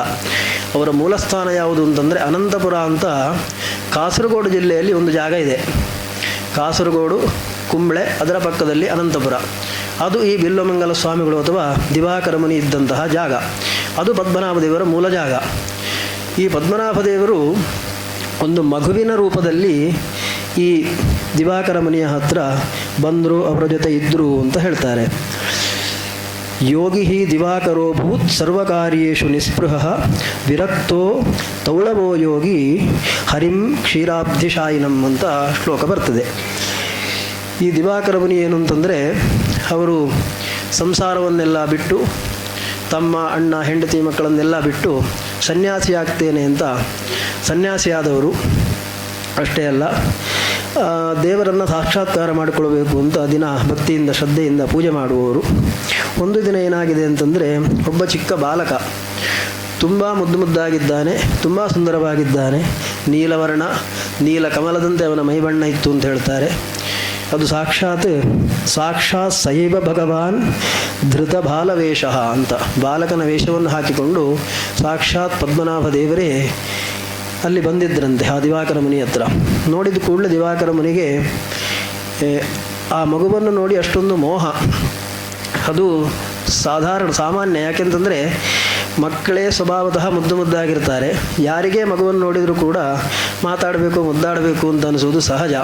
ಇಲ್ಲಿ ಭಗವಂತನೇ ಮಗುವಾಗಿ ಬಂದಿರುವಾಗ ಆ ಮಗುವಿನ ಮೇಲೆ ಇವರಿಗೆ ಆಸೆ ಆದರೆ, ಮೋಹ ಆದರೆ ಅದೇನು ಆಶ್ಚರ್ಯ ಅಲ್ಲ. ಹಾಗಿರುವಾಗ ಅಂತಹ ಮಗುವನ್ನು ನೋಡಿ ಇವರಿಗೆ ಆ ಮಗು ತನ್ನ ಬಳಿಯಲ್ಲೇ ಇರಬೇಕು ಅಂತ ಅಪೇಕ್ಷೆ ಆಯಿತಂತೆ. ವಸ್ತುತಃ ಅವರು ವಿರಕ್ತಃ ಯೋಗಿ ಅಂತ ಹೇಳ್ತಾರೆ. ಎಲ್ಲವನ್ನು ಬಿಟ್ಟು ಸನ್ಯಾಸಿ ಆಗಬೇಕು ಅಂತ ಬಂದವರು. ಆದರೂ ಕೂಡ ಈ ಭಗವಂತ ಮಗುವಾಗಿ ಬಂದಾಗ ಆ ಮಗು ತನ್ನ ಬಳಿಯಲ್ಲೇ ಇರಬೇಕು ಅಂತ ಅವರಿಗೆ ಆಸೆ ಆಯ್ತಂತೆ. ಆಸೆಯಾಗಿ ಆ ಮಗು ಹತ್ರ ಕೇಳ್ತಾರಂತೆ ಅವರು, ನೀನು ಇಲ್ಲಿಯೇ ಇರ್ತೀಯಾ ಅಂತ. ಅಲ್ಲ, ಫಸ್ಟಿಗೆ ನೀನು ಎಲ್ಲಿಂದ ಬಂದವನು, ನೀನು ಯಾರು ಅಂತ ಕೇಳಿದಾಗ ಎಲ್ಲದಕ್ಕೂ ಗೊತ್ತಿಲ್ಲ ಅಂತ ಹೇಳ್ತಾನೆ ಅವನು. ಕೊನೆಗೆ ಇಲ್ಲಿಯೇ ಇರ್ತೀಯಾ ಅಂತ ಕೇಳಿದರೆ, ಇರ್ತೇನೆ, ಆದರೆ ಒಂದು ಕಂಡೀಷನ್ ಅಂತ ಹೇಳಿದ. ಏನು ಕಂಡೀಷನ್ ಅಂತಂದರೆ, ನಾನು ಏನು ಮಾಡಿದರೂ ನೀನು ಸಹಿಸ್ಕೊಳ್ಬೇಕು, ಯಾವ ಕಾರಣದಿಂದಲೂ ಕೂಡ ನನ್ನ ಮೇಲೆ ಸಿಟ್ಟಾಗಲಿಕ್ಕಿಲ್ಲ, ಹಾಗಿದ್ದರೆ ನಿನ್ನ ಜೊತೆ ಇರ್ತೇನೆ ಅಂತ ಈ ರೀತಿಯಾಗಿ ಹೇಳಿ ಆ ಮಗುವಿನ ರೂಪದಲ್ಲಿರ್ತಕ್ಕಂತಹ ಭಗವಂತ ದಿವಾಕರ ಮುನಿಯ ಹತ್ರ ಇದ್ದರು ಅಂತ. ಅಲ್ಲ, ಈ ಮಗುವಿನ ರೂಪದಲ್ಲಿ ಈ ದಿವಾಕರ ಮುನಿ ಹತ್ರ ಭಗವಂತ ಯಾಕೆ ಬಂದ ಅಂತ ನಾವು ಆಲೋಚನೆ ಮಾಡಿದರೆ ಅದನ್ನು ಹೇಗೆ ಹೇಳ್ತಾರೆ ಅಂತಂದರೆ, ಹಿಂದೆ ಕೃಷ್ಣಾವತಾರ ಕಾಲದಲ್ಲಿ ಕೃಷ್ಣ ದ್ವಾರಕೆಯಲ್ಲಿರುವಾಗ ಎಲ್ಲರೂ ಕೂಡ ಬೇರೆ ಬೇರೆ ಜಾಗದಲ್ಲಿರುವಂತಹ ಜನಗಳು ಕೃಷ್ಣನ ಸೇವೆ ಮಾಡಬೇಕು, ಕೃಷ್ಣನ ಲೀಲೆಗಳನ್ನು ನೋಡಬೇಕು, ಭಗವಂತನ ಅನುಗ್ರಹಕ್ಕೆ ಪಾತ್ರರಾಗಬೇಕು ಅಂತ ಎಲ್ಲರೂ ಕೂಡ ದ್ವಾರಕೆಗೆ ಹೋಗ್ತಾ ಇದ್ದರಂತೆ. ಹಾಗೆ ಈ ದಿವಾಕರ ಮುನಿ ಕೂಡ ಆ ದ್ವಾರಕೆಗೆ ಹೋಗಿ ಕೃಷ್ಣನ ಸೇವೆಯನ್ನು ಮಾಡಿ ಭಗವಂತನ ಅನುಗ್ರಹವನ್ನು ಪಡ್ಕೊಂಡವರು. ಆಗ ಭಗವಂತ ಅವರಿಗೆ ನಾನೇ ನಿನ್ನ ಬಳಿಯಲ್ಲಿ ಬಂದು ಇರ್ತೇನೆ ಅಂತ ಅನುಗ್ರಹ ಮಾಡಿದ್ದರಂತೆ. ಆ ಕಾರಣದಿಂದಾಗಿ ಈ ದಿವಾಕರ ಮುನಿಯ ಹತ್ತಿರಕ್ಕೆ ಆ ಭಗವಂತ ಬಾಲಕನ ರೂಪದಲ್ಲಿ ಬಂದಿದ್ದಾನೆ. ಆದರೆ ದಿವಾಕರ ಮುನಿಗೆ ಅದು ಭಗವಂತ ಅಂತ ಗೊತ್ತಿಲ್ಲ. ಸಂದರ್ಶನ ಸ್ಪರ್ಶನ ಭಾಷಣಾದಿವಿಹಿ, ಹೀಗೆ ಆ ಮಗುವನ್ನು ಆಟ ಆಡಿಸುವುದು, ತೊಡೆಯಲ್ಲಿ ಕುಳ್ಳಿಸಿಕೊಳ್ಳುವುದು, ಮಾತನಾಡುವುದು, ಮುಟ್ಟುವುದು, ಇದರಿಂದಾಗಿ ಅವರಿಗೆ ಪರಮ ಸಂತೋಷ ಅಂತ. ಹೀಗಿರುವಾಗ ಆ ಬಾಲಕ ಅವನೇನು ಸಾಮಾನ್ಯ ಬಾಲಕನಾಗಿರಲಿಲ್ಲ. ಅವರ ಜೊತೆಗೆ ತುಂಬ ಚೇಷ್ಟೆ ಮಾಡ್ತಿದ್ದ. ಅವರು ಪೂಜೆಗೆ ಕೂತಾಗಲೂ ಕೂಡ ಅವರಿಗೆ ಏನೇನೋ ಕಷ್ಟ ಕೊಡ್ತಿದ್ದ. ಹೂ ತಂದಿಟ್ಟರೆ, ತುಳಸಿ ತಂದಿಟ್ಟರೆ ಅದನ್ನೆಲ್ಲೋ ತೊಗೊಂಡೋಗಿ ಹಾಕ್ತಿದ್ದ. ಆದರೂ ಕೂಡ ಈ ದಿವಾಕರ ಮುನಿಗೆ ಆ ಬಾಲಕನ ಮೇಲಿನ ಒಂದು ಪ್ರೀತಿ ಮತ್ತು ಮೋಹದಿಂದ ಯಾವುದಕ್ಕೂ ಏನೂ ಹೇಳಲಿಲ್ಲ ಅಂತ ದಿವಾಕರ ಮುನಿ. ಹೀಗಿರುವಾಗ ಒಂದು ದಿನ ಏನಾಯಿತು ಅಂತಂದರೆ, ಶಾಲಿಗ್ರಾಮ ಪೂಜೆ ಮಾಡಬೇಕು ಅಂತ ದಿವಾಕರ ಮುನಿಗಳು ಕೂತಿದ್ದರೆ ಆ ಬಾಲಕ ಏನು ಮಾಡಿದ, ಬಂದು ಆ ಶಾಲಿಗ್ರಾಮವನ್ನೇ ತೆಗೆದು ಬಾಯಿಗೆ ಹಾಕ್ಕೊಂಡ ಅಂತೆ. ಇದನ್ನು ನೋಡಿದಾಗ ಅವರಿಗೆ ಒಂದು ಕ್ಷಣದಲ್ಲಿ ಏನೋ ಆಕ್ರೋಶ ಮನಸ್ಸಿನಲ್ಲಿ ಬಂದು ಎಡಗೈಯಿಂದ ಆ ಬಾಲಕನನ್ನು ತಳ್ಳಿದರಂತೆ. ಸ್ವಲ್ಪ ಅಷ್ಟು ತಳ್ಳಿದ ಕೂಡಲೇ ಆ ಬಾಲಕ ಮುಂಚೆ ಹೇಳಿದ ಕಂಡೀಷನ್ ಅಂತೆ, ನನ್ನ ಮೇಲೆ ಸಿಟ್ಟು ಮಾಡಿಕೊಂಡ್ರೆ ನಾನು ನಿನ್ನ ಜೊತೆ ಇರುವುದಿಲ್ಲ ಅಂತ ಹೇಳಿದ ಅಂತೆ. ಅಲ್ಲಿಂದ ಓಡಲಿಕ್ಕೆ ಶುರು ಮಾಡಿದ್ದಂತೆ. ಓಡಿ ಓಡಿ ಓಡಿ ಹೋಗ್ತಾ ಇದ್ದಾನೆ. ಎಷ್ಟು ದೂರ ಹೋಯಿತು ಅಂತ ಇವರಿಗೂ ಗೊತ್ತಾಗಲಿಲ್ಲ. ಇವರು ಕೂಡ ಹಾಗೆ ತನ್ನ ದಂಡವನ್ನು ಹಿಡ್ಕೊಂಡು ಓಡ್ತಾ ಇದ್ದಾರಂತೆ. ಓಡಿ ಓಡಿ ಹೋದರೆ ಕೊನೆಗೆ ಆ ಕೇರಳದ, ನಮ್ಮ ಭಾರತದ ದಕ್ಷಿಣ ಭಾಗದಲ್ಲಿರ್ತಕ್ಕಂತಹ ತಿರುವನಂತಪುರ, ಅದಕ್ಕೆ ಅನಂತಂಕಾಡು ಅಂತ ಹೇಳ್ತಾರೆ ಈಗ. ಅಂದರೆ ಅನಂತವನ ಅಂತ ನಾವು ಹೇಳ್ಬೋದು, ಅಥವಾ ಅನಂತನ ಕಾಡು ಅಂತ ಹೇಳ್ಬೋದು. ಈಗ ಅದನ್ನು ಅನಂತಂಕಾಡು ಅಂತ ಹೇಳುವಂತಹ ಜಾಗದಲ್ಲಿ ಅಲ್ಲಿಯವರೆಗೆ ಆ ದೇವರು ಇವನನ್ನು ಓಡಿಸ್ಕೊಂಡು ಹೋದ್ರಂತೆ. ಅಲ್ಲಿ ಹೋದರೆ ಅಲ್ಲಿ ಭಗವಂತ ಇವರಿಗೆ ಯಾವ ರೂಪದಲ್ಲಿ ಕಂಡ ಅಂತಂದರೆ, ಒಂದು ದೊಡ್ಡ ಒಂದು ಮರದ ರೂಪದಲ್ಲಿ ಭಗವಂತ ಕಂಡ. ಅದು ಎಷ್ಟು ದೊಡ್ಡದಾಗಿತ್ತು ಮರ ಅಂತಂದರೆ 21 ಕಿಲೋಮೀಟರ್ ದೂರ ಇತ್ತಂತೆ. ಅದು ಅಷ್ಟು ದೊಡ್ಡ ಆಕಾರದಲ್ಲಿ ಪದ್ಮನಾಭ ದೇವರು ಇವನಿಗೆ ಕಾಣಿಸ್ತಾರೆ ದಿವಾಕರ ಮುನಿಗೆ. ಆ ದೇವರ ಪಾದ ಎಲ್ಲಿತ್ತೋ ಆ ಕಾಲದಲ್ಲಿ ಅದನ್ನು ಇವಾಗ ತಿರುಪಾದಪುರ ಅಂತ ಈಗಲೂ ಹೇಳ್ತಾರೆ. ಆ ಜಾಗೆಗೆ ದೇವರ ಪಾದ ಇದ್ದ ಜಾಗ ಅದು. ಅಲ್ಲಿ ಈಗಲೂ ಕೂಡ ಪಾದವನ್ನು ನೋಡ್ಬೋದು. ಇನ್ನು ಮಧ್ಯಭಾಗ, ದೇವರ ನಾಭಿಯ ಭಾಗ ಇದ್ದ ಜಾಗ ಯಾವುದು ಅಂತಂದರೆ ಅದೇ ಪದ್ಮತೀರ್ಥ. ಅಂದರೆ ಇವಾಗ ಏನು ದೇವರ ದೇವಸ್ಥಾನ ಇದೆಯೋ ಅದು ದೇವರ ನಾಭಿ ಇದ್ದಂತಹ ಮಧ್ಯಭಾಗ. ಇನ್ನು ಅಲ್ಲಿಂದ ಸ್ವಲ್ಪ ದೂರದಲ್ಲಿ ತಿರುವಳ್ಳಂ ಅಂತ ಒಂದು ಜಾಗ ಇದೆ, ಅದೇ ದೇವರ ತಲೆ ಇದ್ದ ಜಾಗ. ಈ ರೀತಿಯಾಗಿ 21 ಅಡಿಯ ಬೃಹದ ಆಕಾರದಲ್ಲಿ ದೇವರು ಕಾಣಿಸಿಕೊಂಡ್ರೆ ದಿವಾಕರ ಮುನಿಗಳು ದೇವರ ಹತ್ರ ಪ್ರಾರ್ಥನೆ ಮಾಡಿದರಂತೆ, ಇದಿಷ್ಟು ದೊಡ್ಡ ಆಕಾರ ಇದ್ದರೆ ನಾನು ನಿನಗೆ ಪೂಜೆ ಮಾಡೋದಾದರೂ ಹೇಗೆ, ನಾಭಿಗೆ ಪೂಜೆ ಮಾಡೋದು ಹೇಗೆ, ಮುಖಕ್ಕೆ ಪೂಜೆ ಮಾಡೋದು ಹೇಗೆ, ಪಾದಗಳನ್ನು ನೋಡೋದು ಹೇಗೆ, ಇಷ್ಟು ದೊಡ್ಡ ಆಕೃತಿಯನ್ನು ನಾವು ಪೂಜೆ ಮಾಡಲಿಕ್ಕೆ ಸಾಧ್ಯ ಇಲ್ಲ ಅಂತ ಆ ದೇವರ ಹತ್ರ ಬೇಡಿಕೊಂಡಾಗ ಆ ದೇವರು ಇವರ ಕೈಯಲ್ಲಿ ಏನು ದಂಡ ಇತ್ತೋ ಆ ದಂಡ ಅದು 6 ಅಡಿಯ ದಂಡ. ಆ ದಂಡದಲ್ಲಿ 3 ಸಲ ಅಳತೆ ಮಾಡಿದರೆ ಎಷ್ಟು 18 ಅಡಿ ಆಗ್ತದೆ. ಆ 18 ಅಡಿಯ ರೂಪದಲ್ಲಿ ಮರದ ಪ್ರತಿಮೆಯ ರೂಪದಲ್ಲಿ ದೇವರು ಕಾಣಿಸಿಕೊಂಡ್ರಂತೆ. ಕಾಣಿಸಿಕೊಂಡ ಕೂಡಲೇ ಕಾಡಿನಲ್ಲಿ ದಿವಾಕರ ಮುನಿಗಳು ದೇವರಿಗೆ ಏನಾದರೂ ನೈವೇದ್ಯ ಮಾಡಬೇಕು ಅಂತ ನೋಡಿದಾಗ ಕಾಡಿನಲ್ಲಿ ಏನಿರ್ತದೆ, ಒಂದು ಮಾವಿನ ಮಿಡಿ, 2 ಮಾವಿನ ಮಿಡಿಯನ್ನು ತಗೊಂಡು ದೇವರಿಗೆ ನೈವೇದ್ಯ ಮಾಡಬೇಕು. ನೈವೇದ್ಯ ಮಾಡಲಿಕ್ಕೆ ನೀರು, ಪಂಚಪಾತ್ರೆಯೋ ಉದ್ಧರಣೆಯೋ ಅಥವಾ ಶಂಖವೋ ಗಿಂಡಿಯೋ ಏನೂ ಇಲ್ಲ. ಏನು ಮಾಡಬೇಕು ಅಂತ ನೋಡಿದರೆ ಅಲ್ಲೇ ಒಂದು ತೆಂಗಿನ ಚಿಪ್ಪಿದೆ. ಆ ತೆಂಗಿನ ಚಿಪ್ಪಿನಲ್ಲಿ ನೀರು ತಗೊಂಡು ಬಂದು ಆ 2 ಮಾವಿನ ಮಿಡಿಯನ್ನೇ ದೇವರಿಗೆ ನೈವೇದ್ಯ ಮಾಡಿದ್ರಂತೆ. ಆ ಕಾರಣದಿಂದಾಗಿ ಈಗಲೂ ಕೂಡ ತಿರುವನಂತಪುರ ದೇವಸ್ಥಾನದಲ್ಲಿ ಅನಂತ ಪದ್ಮನಾಭ ದೇವರಿಗೆ ಏನು ನೈವೇದ್ಯ ಮಾಡದಿದ್ದರೂ ಕೂಡ ಜೊತೆಗೆ ಒಂದೊಂದು ಮಾವಿನ ಮಿಡಿಯನ್ನು ಇಟ್ಟು ಈಗಲೂ ಕೂಡ ನೈವೇದ್ಯ ಮಾಡುವ ಪದ್ಧತಿ ಹಾಗೇ ಇದೆ. ಅಲ್ಲ, ಮಾವಿನ ಮಿಡಿ ಎಲ್ಲಿ ಸಿಗ್ತದೆ ಅಂತಂದರೆ ಅದಕ್ಕೆ ಈಗ ಉಪ್ಪು ಮಾಂಗ ಅಂತ ಹೇಳ್ತಾರೆ. ಮಾವಿನ ಮಿಡಿ ಸಿಗುವ ಕಾಲದಲ್ಲಿ ಅದನ್ನು ಉಪ್ಪಲ್ಲಿ ಹಾಕಿಡ್ತಾರೆ. ಅದನ್ನೇ ದಿವಸ ಎಷ್ಟು ಸಲ ನೈವೇದ್ಯ ಮಾಡಲಿಕ್ಕಿದೆಯೋ ಅಷ್ಟು ಸಲ ಕೂಡ ಒಂದೊಂದು ಮಾವಿನ ಮಿಡಿಯನ್ನು ಆ ನೈವೇದ್ಯ ಜೊತೆಗೆ ಹಾಕಿ ನೈವೇದ್ಯ ಮಾಡುವ ಪದ್ಧತಿ ಹಾಗೇ ಬಂದಿದೆ. ಅಷ್ಟೇ ಅಲ್ಲದೆ ದಿವಾಕರ ಮುನಿಗಳು ಮೊದಲನೇ ಸಲ ದೇವರಿಗೆ ನೈವೇದ್ಯ ಮಾಡುವಾಗ ಆ ತೆಂಗಿನ ಚಿಪ್ಪನ್ನು ಇಟ್ಟುಕೊಂಡು ಅದರಿಂದ ನೀರನ್ನು ಹಾಕಿ ನೈವೇದ್ಯ ಮಾಡಿದ್ರಿಂದ ಈಗಲೂ ಕೂಡ ಅಲ್ಲಿ ಪದ್ಮನಾಭ ದೇವರಿಗೆ ಪೂಜೆ ಮಾಡುವಲ್ಲಿ ಶಂಖ ಇಲ್ಲ. ಶಂಖದ ಬದಲಿಗೆ ಏನು ತೆಂಗಿನ ಚಿಪ್ಪಿದೆಯೋ ಅದಕ್ಕೆ ಬಂಗಾರವನ್ನು ಕಟ್ಟಿ ಅದಕ್ಕೆ ಶಂಖ ಪೂಜೆ ಮಾಡೋದು, ಅದರಿಂದ ನೈವೇದ್ಯ ಮಾಡೋದು. ಆ ಪದ್ಧತಿ ಈಗಲೂ ಕೂಡ ಹಾಗೆ ಬಂದಿದೆ. ಇನ್ನು ಈಗ ಈ ದಿವಾಕರ ಮುನಿ ವಿರಕ್ತೋ ತೌಳವೋ ಯೋಗಿ ಅಂತ ಹೇಳಿದರು. ಈ ದಿವಾಕರ ಮುನಿ ಯಾರು ಅಂತಂದರೆ ತೌಳವ ಅಂದರೆ ತುಳು ದೇಶದಿಂದ ಬಂದವರು ಅಂತ. ಅವರು ಎಲ್ಲಿಯವರು ಅಂತಂದರೆ ನಮ್ಮ ಊರಾದಂತಹ ಕೊಕ್ಕಡದಿಂದ ಎಡಪಾಡಿ ತಾಯಿ ವಂಶದಿಂದ ಬಂದಂತಹ ಒಬ್ಬರು ಸಾಧುವೆ ದಿವಾಕರ ಮುನಿ. ಅದೇ ಕಾರಣದಿಂದ ಈಗಲೂ ಕೂಡ ಅಲ್ಲಿ ನಮ್ಮ ಕೊಕ್ಕಡ ಪ್ರಾಂತದವರೇ ಅವರು ಎಡಪಾಡಿ ತಯಾರಾಗಿದ್ದರು.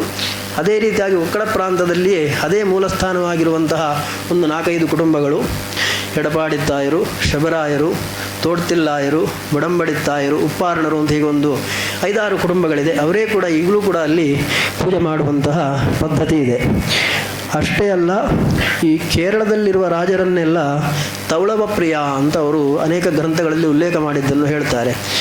ಆ ಒಂದು ದೇವಸ್ಥಾನ ಮಾತ್ರ ಅಲ್ಲ, ಕೇರಳದಲ್ಲಿ ತುಂಬ ದೇವಸ್ಥಾನಗಳಲ್ಲಿ ತುಳುವಿನವರೇ ಹೋಗಿ ಪೂಜೆ ಮಾಡುವಂತಹ ಪದ್ಧತಿ ಹಳೆಯ ಕಾಲದಲ್ಲಿ ಇತ್ತು.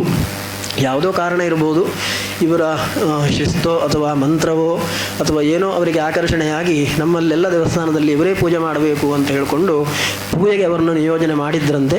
ಆದರೆ ಕಾಲಾನಂತರದಲ್ಲಿ ಈಗ ಅವೆಲ್ಲ ಹೋಗಿ ಸರ್ಕಾರದ ಆಡಳಿತ ಎಲ್ಲ ಬಂದ ಮೇಲೆ ದೇವಸ್ಥಾನಕ್ಕೆ ಆ ಪೂಜೆಗಳೆಲ್ಲ ಹೋಗಿ ಯಾವುದೋ ಕೆಲವು ದೇವಸ್ಥಾನದಲ್ಲಿ ಮಾತ್ರ ಈಗ ಹೀಗೆ ನಮ್ಮ ತುಳುವಿನವರೇ ಕೆಲವು ಕುಟುಂಬದವರೇ ಪೂಜೆ ಮಾಡೋದು ಅನ್ನೋದು ಉಳಿದಿದೆ. ಇನ್ನು ಈಗ ಏನು ನಾನು ಹೇಳಿದಂತೆ ಆ ಮರದ ಒಂದು ಪ್ರತಿಮೆ ಇತ್ತು, ಆ ಮರದ ಪ್ರತಿಮೆಗೆ ಆ ದೇವಸ್ಥಾನದಲ್ಲಿ ತುಂಬ ವರ್ಷಗಳ ಕಾಲ, 100 ವರ್ಷಗಳ ಕಾಲ ಪೂಜೆ ನಡೀತಾ ಇತ್ತು. ಯಾಕೆಂತಂದರೆ ದೇವರ ಪ್ರತಿಮೆ ಅನ್ನೋದು ಮರದಿಂದನೂ ಆಗಿರ್ಬೋದು, ವೃಕ್ಷದ ಪ್ರತಿಮೆನೂ ಆಗಿರ್ಬೋದು, ಇನ್ನು ಮೃಣ್ಮಯವಾದಂತಹ ಪ್ರತಿಮೆಯನ್ನು ಕೂಡ ಪೂಜೆ ಮಾಡುವ ಕ್ರಮ ಇದೆ, ಇನ್ನು ಶಿಲಾಮಯವಾದ ಪ್ರತಿಮೆಯನ್ನು ಕೂಡ ಪೂಜೆ ಮಾಡುವ ಕ್ರಮ ಇದೆ. ಅದೇ ರೀತಿಯಾಗಿ ಲೋಹದಿಂದ ಇರುವಂತಹ ಪ್ರತಿಮೆಯನ್ನು ಕೂಡ ಪೂಜೆ ಮಾಡುವ ಕ್ರಮ ಇರೋದರಿಂದ ಅಲ್ಲಿ ಮರದ ಪ್ರತಿಮೆಗೆ ಪೂಜೆ ಮಾಡಲಿಕ್ಕೆ ಆಗ್ತಾ ಇತ್ತು. ಆದರೆ 17ನೇ ಶತಮಾನದಲ್ಲಿ ಆ ದೇವಸ್ಥಾನಕ್ಕೆ ಒಂದು ಬೆಂಕಿಯ ಅವಘಡ, ಅಲ್ಲಿ ಒಂದು ಆಕ್ಸಿಡೆಂಟ್ ಆಗಿದ್ದರಿಂದ ದೇವಸ್ಥಾನಗಳು ಎಷ್ಟೋ ಎಲ್ಲ ಸುಟ್ಟು ಹೋಗಿ ಆ ದೇವರ ಏನು ಮರದ ಪ್ರತಿಮೆ ಇತ್ತು ಅದು ಕೂಡ ಸುಟ್ಟು ಹೋಯ್ತಂತೆ. ಆದ್ದರಿಂದ ತದನಂತರ ಕಾಲದಲ್ಲಿ ಅದಕ್ಕೆ ಹಾಗೆ ಪೂಜೆ ಮಾಡುತ್ತಾ ಇತ್ತು. ದೇವಸ್ಥಾನವನ್ನು ಎಷ್ಟೋ ಕಾಲ ಮುಚ್ಚಿತ್ತು ಅಂತ ಕೂಡ ಹೇಳ್ತಾರೆ. ಕೊನೆಗೆ 18ನೇ ಶತಮಾನದಲ್ಲಿ ಮಾರ್ತಾಂಡವರ್ಮ ಅಂತ ಅನ್ನುವ ಒಬ್ಬ ರಾಜ ಬಂದಾಗ ಆ ರಾಜನ ಕಾಲದಲ್ಲಿ ಗಂಡಕಿ ನದಿಯಿಂದ ಶಾಲಿಗ್ರಾಮವನ್ನು ತಗೊಂಡು ಬಂದು 12,008 ಶಾಲಿಗ್ರಾಮದಿಂದ ಈಗಿರುವಂತಹ ಪದ್ಮನಾಭ ದೇವರ ಪ್ರತಿಮೆ ನಿರ್ಮಾಣ ಆಗಿದೆ. ಆದರೆ ಅದು 12,008 ಶಾಲಿಗ್ರಾಮದಿಂದ ಆಗಿರುವ ಪ್ರತಿಮೆ ಹೊರತು ಒಂದೇ ಶಾಲಿಗ್ರಾಮದಿಂದ ಆಗಿರುವಂತಹ ಶಾಲಿಗ್ರಾಮಮಯವಾದಂತಹ ಪ್ರತಿಮೆ ಅಲ್ಲ. 12,008 ಶಾಲಿಗ್ರಾಮದಿಂದ ಆ ಪ್ರತಿಮೆ ಹೇಗಾಯಿತು ಅಂತ ಕೇಳಿದರೆ ಅದಕ್ಕೆ ಆ ಪ್ರತಿಮೆಯೇ ಒಂದು ನಮ್ಮ ಇಡೀ ದೇಶದಲ್ಲೇ ಒಂದು ವಿಶಿಷ್ಟವಾದ ಪ್ರತಿಮೆ ಅಂತ ಹೇಳ್ಬೋದು. ಯಾಕೆಂತಂದರೆ ಆ 12,008 ಶಾಲಿಗ್ರಾಮಕ್ಕೆ ಆ ರೂಪ ಹೇಗೆ ಬಂತು ಅಂತಂದರೆ ಅದಕ್ಕೆ ಒಂದು ಕಟುಶರ್ಕರ ಯೋಗ ಅಂತ ಹೇಳ್ತಾರೆ ಅವರು. ಕಟುಶರ್ಕರ ಅಂತಂದರೆ ಅದೊಂದು ಆಯುರ್ವೇದ ಪದ್ಧತಿಯಲ್ಲಿ ಮಾಡುವಂತಹ ಒಂದು ಲೇಹ ಅಂತ ಹೇಳ್ತಾರೆ. ಅದಕ್ಕೆ ಸಾಕಷ್ಟು ಗಿಡಮೂಲಿಕೆಗಳು ಮರಳು, ಇನ್ನು ಶಂಖದ ಪುಡಿ, ಹೀಗೆ ಅನೇಕ ಒಂದು ವಸ್ತುಗಳನ್ನು ಸೇರಿಸಿ ಮಾಡತಕ್ಕಂತಹ ಒಂದು ಲೇಹ. ಆ ಲೇಹದಿಂದ ಆ 12,008 ಶಾಲಿಗ್ರಾಮವನ್ನು ಒಳಗೆ ಇಟ್ಟು ಈ ರೂಪಕ್ಕೆ ತಂದಿದ್ದಾರೆ. ಆದ್ದರಿಂದ ಈಗಲೂ ಕೂಡ ಅಲ್ಲಿ ಏನು ಅಂತಂದರೆ ಪದ್ಮನಾಭ ದೇವರ ಮೂಲ ಬಿಂಬ ಏನಿದೆಯೋ ಅದಕ್ಕೆ ಅಭಿಷೇಕ ಮಾಡುವ ಕ್ರಮ ಇಲ್ಲ. ಅದಕ್ಕೆ ದಿನಾ ಪಂಚಗವ್ಯದಿಂದ ಪ್ರೋಕ್ಷಣೆ ಮಾಡುವಂಥದ್ದು ಮಾತ್ರ. ಅಭಿಷೇಕಕ್ಕೆ ಅಂತ ಬೇರೆಯೇ ವಿಗ್ರಹ ಇದೆ. ಇನ್ನು ಆ ಪದ್ಮನಾಭ ದೇವರ ಆ ವಿಗ್ರಹವನ್ನು ಎಷ್ಟು ಸೂಕ್ಷ್ಮವಾಗಿ ನೋಡಿಕೊಳ್ಳೋದು ಅಂತಂದರೆ ಅದರಿಂದ ನಿರ್ಮಾಲ್ಯ ಹೂವೇನಾದರೂ ತೆಗೆಯುವುದು ಕೂಡ ಹೇಗೆ ಅಂತಂದರೆ ನವಿಲಿನ ಗರಿಯಿಂದ ನಾವು ಫೆದರ್ ಟಚ್ ಅಂತ ಹೇಳ್ತೇವಲ್ಲ, ಹಾಗೆ ಅಷ್ಟು ಸೂಕ್ಷ್ಮವಾಗಿ ಅದರಿಂದ ನಿರ್ಮಾಲ್ಯವನ್ನು ಕೂಡ ತೆಗೆದು ಅದಕ್ಕೆ ಅಲಂಕಾರವನ್ನು ಮಾಡುವ ಕ್ರಮ ಮತ್ತು ಬರೇ ಪಂಚಗವ್ಯವನ್ನು ಮಾತ್ರ ದಿನ ಅದಕ್ಕೆ ಪ್ರೋಕ್ಷಣೆ ಮಾಡುವ ಕ್ರಮ ಇರೋದು. ಇನ್ನೊಂದು ವಿಶೇಷ ಏನು ಅಂತಂದರೆ ಅಲ್ಲೀಗ ನಾನು ಹೇಳಿದಂಗೆ ಸಾಧಾರಣವಾಗಿ ಎಲ್ಲ ದೇವಸ್ಥಾನದಲ್ಲೂ ಕೂಡ ಒಂದು ಮೂಲಬಿಂಬ, ಇನ್ನೊಂದು ಉತ್ಸವ ವಿಗ್ರಹ ಅಂತ ಇರ್ತದೆ. ಆದರೆ ಇಲ್ಲಿಯ ವಿಶೇಷ ಏನು ಅಂತಂದರೆ ಮೂಲಬಿಂಬ ಒಂದಿದೆ, ಅದಕ್ಕೆ ಅಭಿಷೇಕ ಇಲ್ಲ. ಅಭಿಷೇಕಕ್ಕೆ ಅಂತಲೇ ಬೇರೆ ವಿಗ್ರಹ ಇದೆ, ಅದು ಪದ್ಮನಾಭ ದೇವರು ಶ್ರೀದೇವಿ ಭೂದೇವಿ ಸಹಿತನಾದಂತಹ ಪದ್ಮನಾಭ ದೇವರ ಬಂಗಾರದ ವಿಗ್ರಹ. ಇನ್ನು ಉತ್ಸವ ವಿಗ್ರಹ ಅಂತ ಒಂದು ಬೇರೆ ಇದೆ, ಅದು ಬೆಳ್ಳಿಯ ವಿಗ್ರಹ. ಹೀಗೆ ಬೆಳ್ಳಿ ಮತ್ತು ಬಂಗಾರದ ವಿಗ್ರಹ ಅಂತ ಅನ್ನೋದು ಮೂರು ರೀತಿಯ ವಿಗ್ರಹಗಳಿರುವುದು ಒಂದು ವಿಶೇಷ. ಆದರೆ ಅನಂತಶಯನ ಮೂಲಬಿಂಬ ಹೇಗಿದೆ ಅಂತಂದರೆ ಮಲ್ಕೊಂಡಿರುವುದು, ಶೇಷದೇವರ ಮೇಲೆ ಮಲ್ಕೊಂಡಂತಹ ವಿಗ್ರಹ.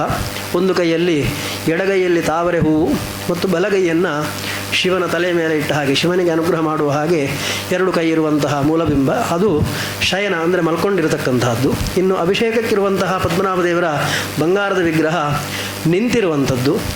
ಇನ್ನು ಉತ್ಸವ ವಿಗ್ರಹ ಅಂತ ಏನಿದೆಯೋ ಪದ್ಮನಾಭ ದೇವರದು, ಅದು ಕೂತಿರುವಂತಹ ಪೊಸಿಷನ್. ಹೀಗೆ ಕೂತು, ನಿಂತು ಮತ್ತು ಮಲ್ಕೊಂಡಿರುವಂತಹ ಮೂರೂ ಪೊಸಿಷನಲ್ಲಿರುವಂತಹ ವಿಗ್ರಹ ಇರುವುದು ಹೆಚ್ಚಿನ ಪಕ್ಷ ಮೋಸ್ಟ್ಲಿ ಅಲ್ಲಿ ಮಾತ್ರ ಅಂತ ಅನಿಸ್ತದೆ. ಇನ್ನು ಎಷ್ಟೋ ಜನರಿಗೆ ಒಂದು ಭ್ರಮೆ ಇದೆ, ಏನು ಅಂತಂದರೆ ಈಗ ತುಂಬ ಕಡೆ ಮೀಡಿಯಾಗಳಲ್ಲಿ, ಟಿ ವಿಯಲ್ಲಿ ಮತ್ತು ಫೋಟೋಗಳಲ್ಲೆಲ್ಲ ಹೇಗೆ ಅಂತಂದರೆ ಪದ್ಮನಾಭ ದೇವರ ವಿಗ್ರಹವನ್ನು ತೋರಿಸುವಾಗ ಸಂಪೂರ್ಣ ಬಂಗಾರಮಯವಾದ ವಿಗ್ರಹವನ್ನು ತೋರಿಸ್ತಾರೆ. ನೀವೆಲ್ಲರೂ ನೋಡಿರ್ತೀರಿ. ಆದ್ದರಿಂದ ಎಲ್ಲರೂ ಏನು ಅಂದ್ಕೊಳ್ತಾರೆ, ಬಂಗಾರದ್ದೇ ವಿಗ್ರಹ ಇದೆ ಅಂತ ಎಲ್ಲರೂ ಅಂದ್ಕೊಂಡಿರ್ತಾರೆ. ಆದರೆ ಅದು ಬಂಗಾರದ ವಿಗ್ರಹ ಅಲ್ಲಿರುವುದಲ್ಲ.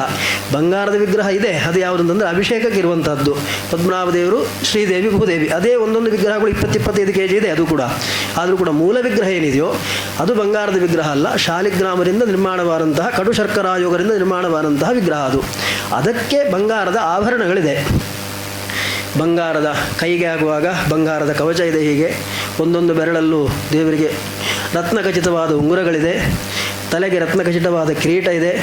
ಅದೇ ರೀತಿಯಾಗಿ ಇಲ್ಲೂ ಕೂಡ ಆಭರಣಗಳಿದೆ. ಇನ್ನು ಬಂಗಾರದ ಯಜ್ಞೋಪವೀತ ಇದೆ, ಸೊಂಟಕ್ಕೆ ಪಟ್ಟಿ ಇದೆ, ಬಂಗಾರದ ಪೀತಾಂಬರ ಇದೆ. ಈ ರೀತಿಯಾಗಿ ಬಂಗಾರದ ಆಭರಣಗಳು ಮತ್ತು ಪೀತಾಂಬರ ಅದಕ್ಕೆ ಇದೆ ಹೊರತಾಗಿ ಅದು ಸಂಪೂರ್ಣ ಬಂಗಾರಮಯವಾದ ವಿಗ್ರಹ ಅಲ್ಲ ಅದು. ಯಾರಿಗಾದರೂ ಏನಾದರೂ ಪ್ರಶ್ನೆ ಇದೆಯೋ ಅಥವಾ ಸಂಶಯ ಇದೆಯೋ ಈ ವಿಷಯದಲ್ಲಿ?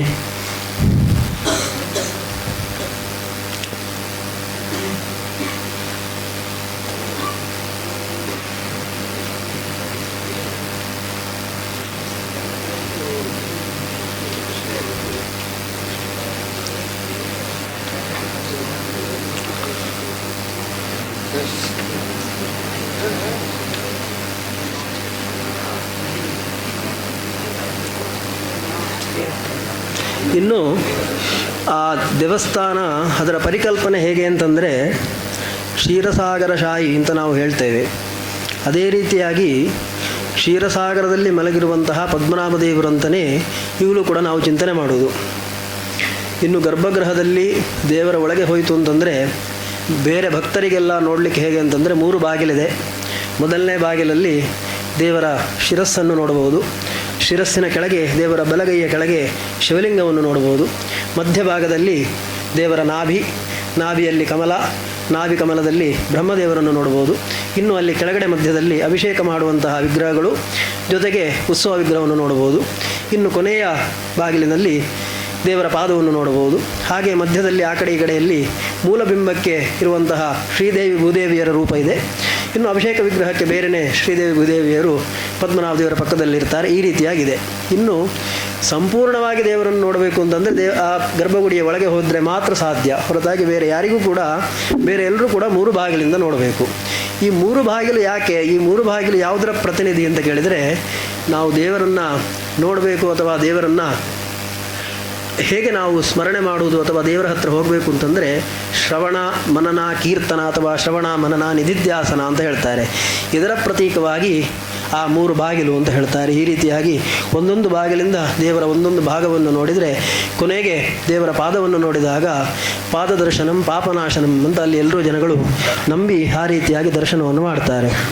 ಇನ್ನು ಆ ದೇವಸ್ಥಾನದಲ್ಲಿ ಆ ಗರ್ಭಗುಡಿಯ ಒಳಗೆ ಅಲ್ಲಿ ಒಂದು ವೈಬ್ರೇಷನ್ ಅಂತ ಹೇಳುವುದಾದರೆ, ನಾನು ಹೇಳಿದಂಗೆ ಅದು ಕ್ಷೀರಸಾಗರದಲ್ಲಿ ದೇವರು ಮಲಗಿದ್ದಾರೆ ಅನ್ನುವ ಕಲ್ಪನೆ ಇರುವುದರಿಂದ ದೇವರ ಪಾದದತ್ರ ಹೋಗಿ ನೀವು ನಿಂತು ಅಲ್ಲಿ ಗೋಡೆಗೆ ಕಿವಿ ಕೊಟ್ಟರೆ ಈಗಲೂ ಕೂಡ ಸಮುದ್ರದ ಅಲೆಯ ಶಬ್ದ ಕೇಳ್ತದೆ.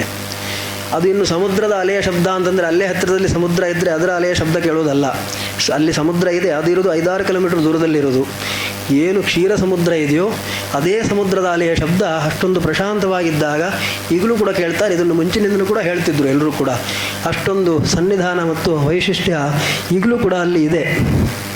ಇನ್ನು ಅಲ್ಲಿ ಆ ದೇವಸ್ಥಾನ ಎಂಬತಕ್ಕಂಥದ್ದು ರಾಜರ ಆಳ್ವಿಕೆಯಲ್ಲಿದ್ದದ್ದು.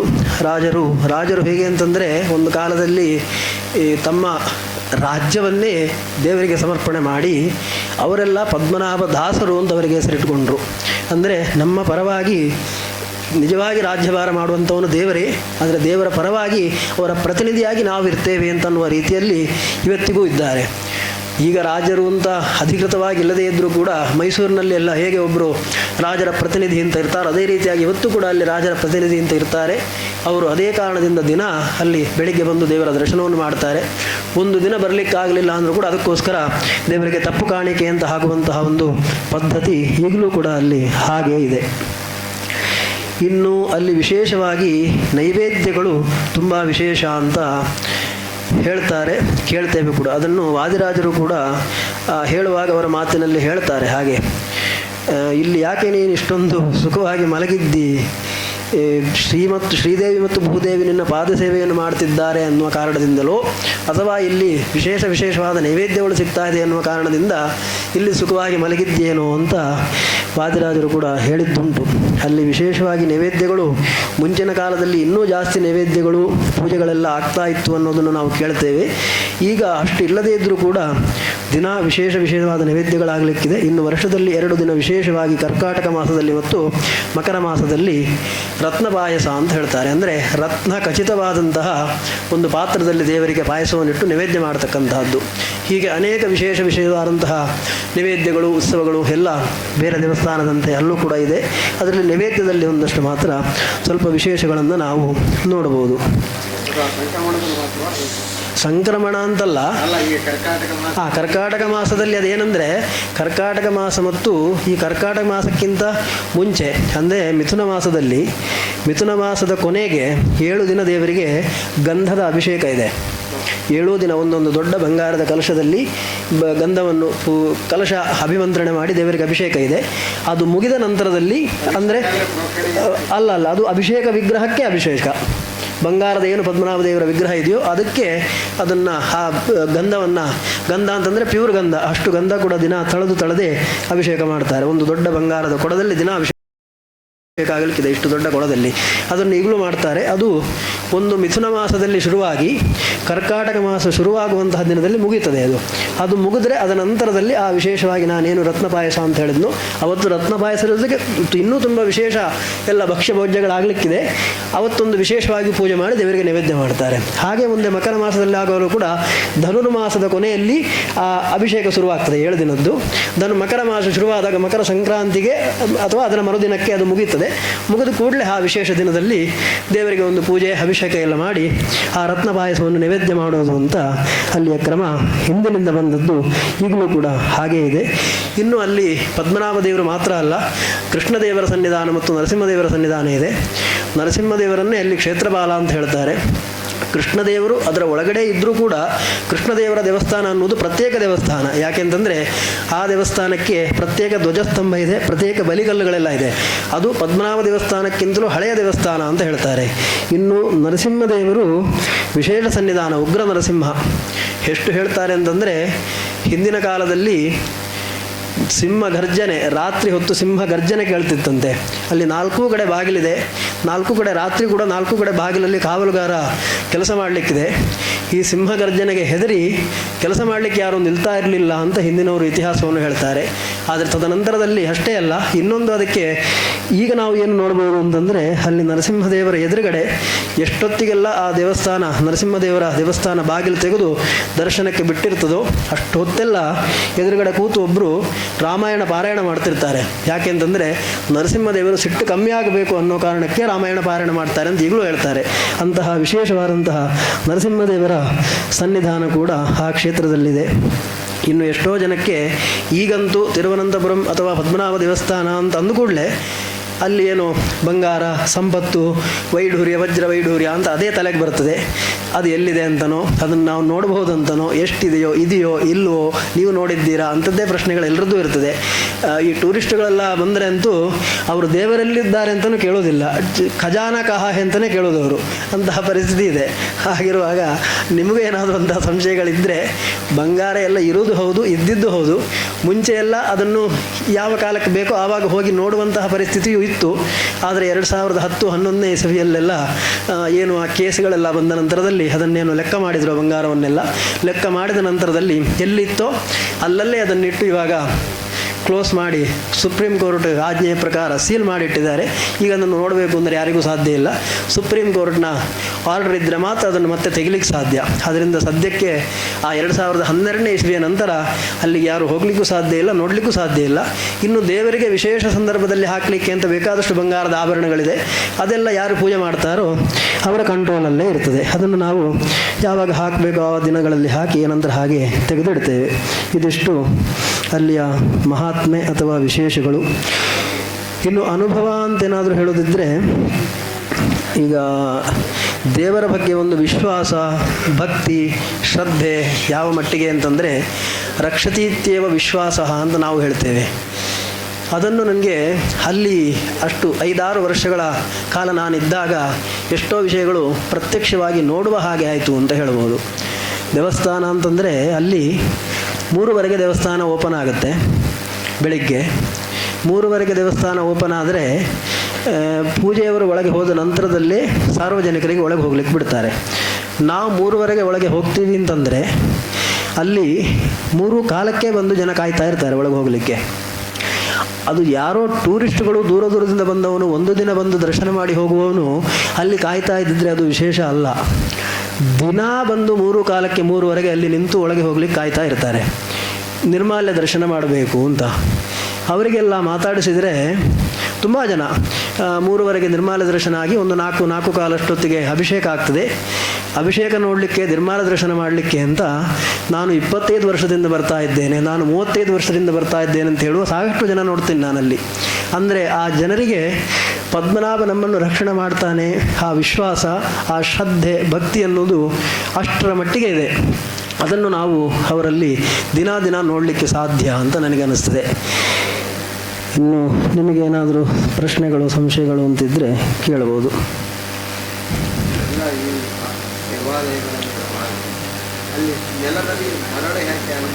ಅದೇ ನಾನು ಹೇಳಿದ್ನಲ್ಲ, ಅದು ಆ ನೆಲದಲ್ಲಿ ಮರಳು ಯಾಕೆ ಅಂತಂದರೆ, ಅದು ನಾನು ಹೇಳಿದ್ನಲ್ಲ, ಮರಳು ಅಂತಂದರೆ ಅದು ನಿಜವಾಗಿ ಮಾಮೂಲಿ ಒಂದು ಕೆಂಪು ಕಲ್ಲರದ್ದು ನಾವು ಏನು ಮರಳು ಮಾಮೂಲಿ ಬೇರೆ ಕಡೆ ನೋಡ್ತೇವೆ ಆ ಮರಳಲ್ಲ.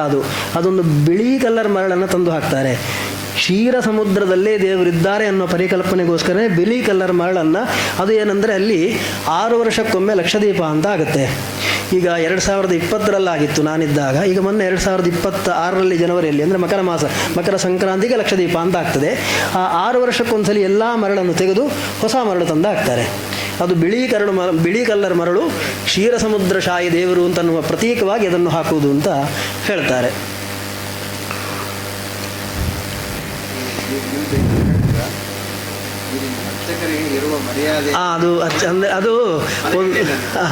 ಅದು ವಿಶೇಷ. ಅಂದರೆ ಅಲ್ಲಿ ಅರ್ಚಕರಾಗಿರುವುದು ಅಂತಂದರೆ ಬೇರೆ ಯಾವುದೋ ದೇವಸ್ಥಾನದಲ್ಲಿ ಅರ್ಚಕರಾಗಿರುವ ಹಾಗೆ ಅಲ್ಲ. ಅರ್ಚಕರಾಗಿರಬೇಕು ಅಂತಂದರೆ ಒಂದು ನಾನು ಹೇಳಿದ ಹಾಗೆ ಒಂದು 5-6 ಕುಟುಂಬದವರಿಗೆ ಮಾತ್ರ ಅರ್ಚಕರ ಸ್ಥಾನ ಇರುವುದು ಅನ್ನೋದು ಒಂದು.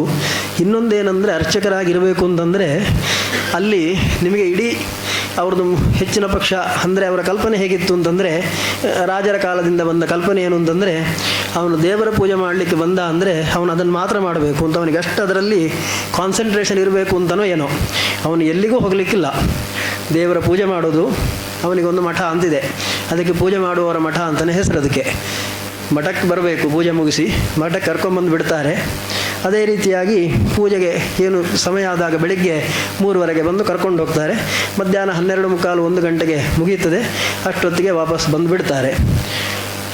ಅಲ್ಲಿಯೇ ಇರೋದು. ಮತ್ತು ಸಾಯಂಕಾಲ ಪೂಜೆಗೆ ಹೋಗ್ಲಿಕ್ಕಿದ್ರೆ ಸಾಯಂಕಾಲ ಪೂಜೆಗೆ ಹೋಗೋದು, ರಾತ್ರಿ ಮತ್ತೆ ಅಲ್ಲಿಗೆ ಬರೋದು.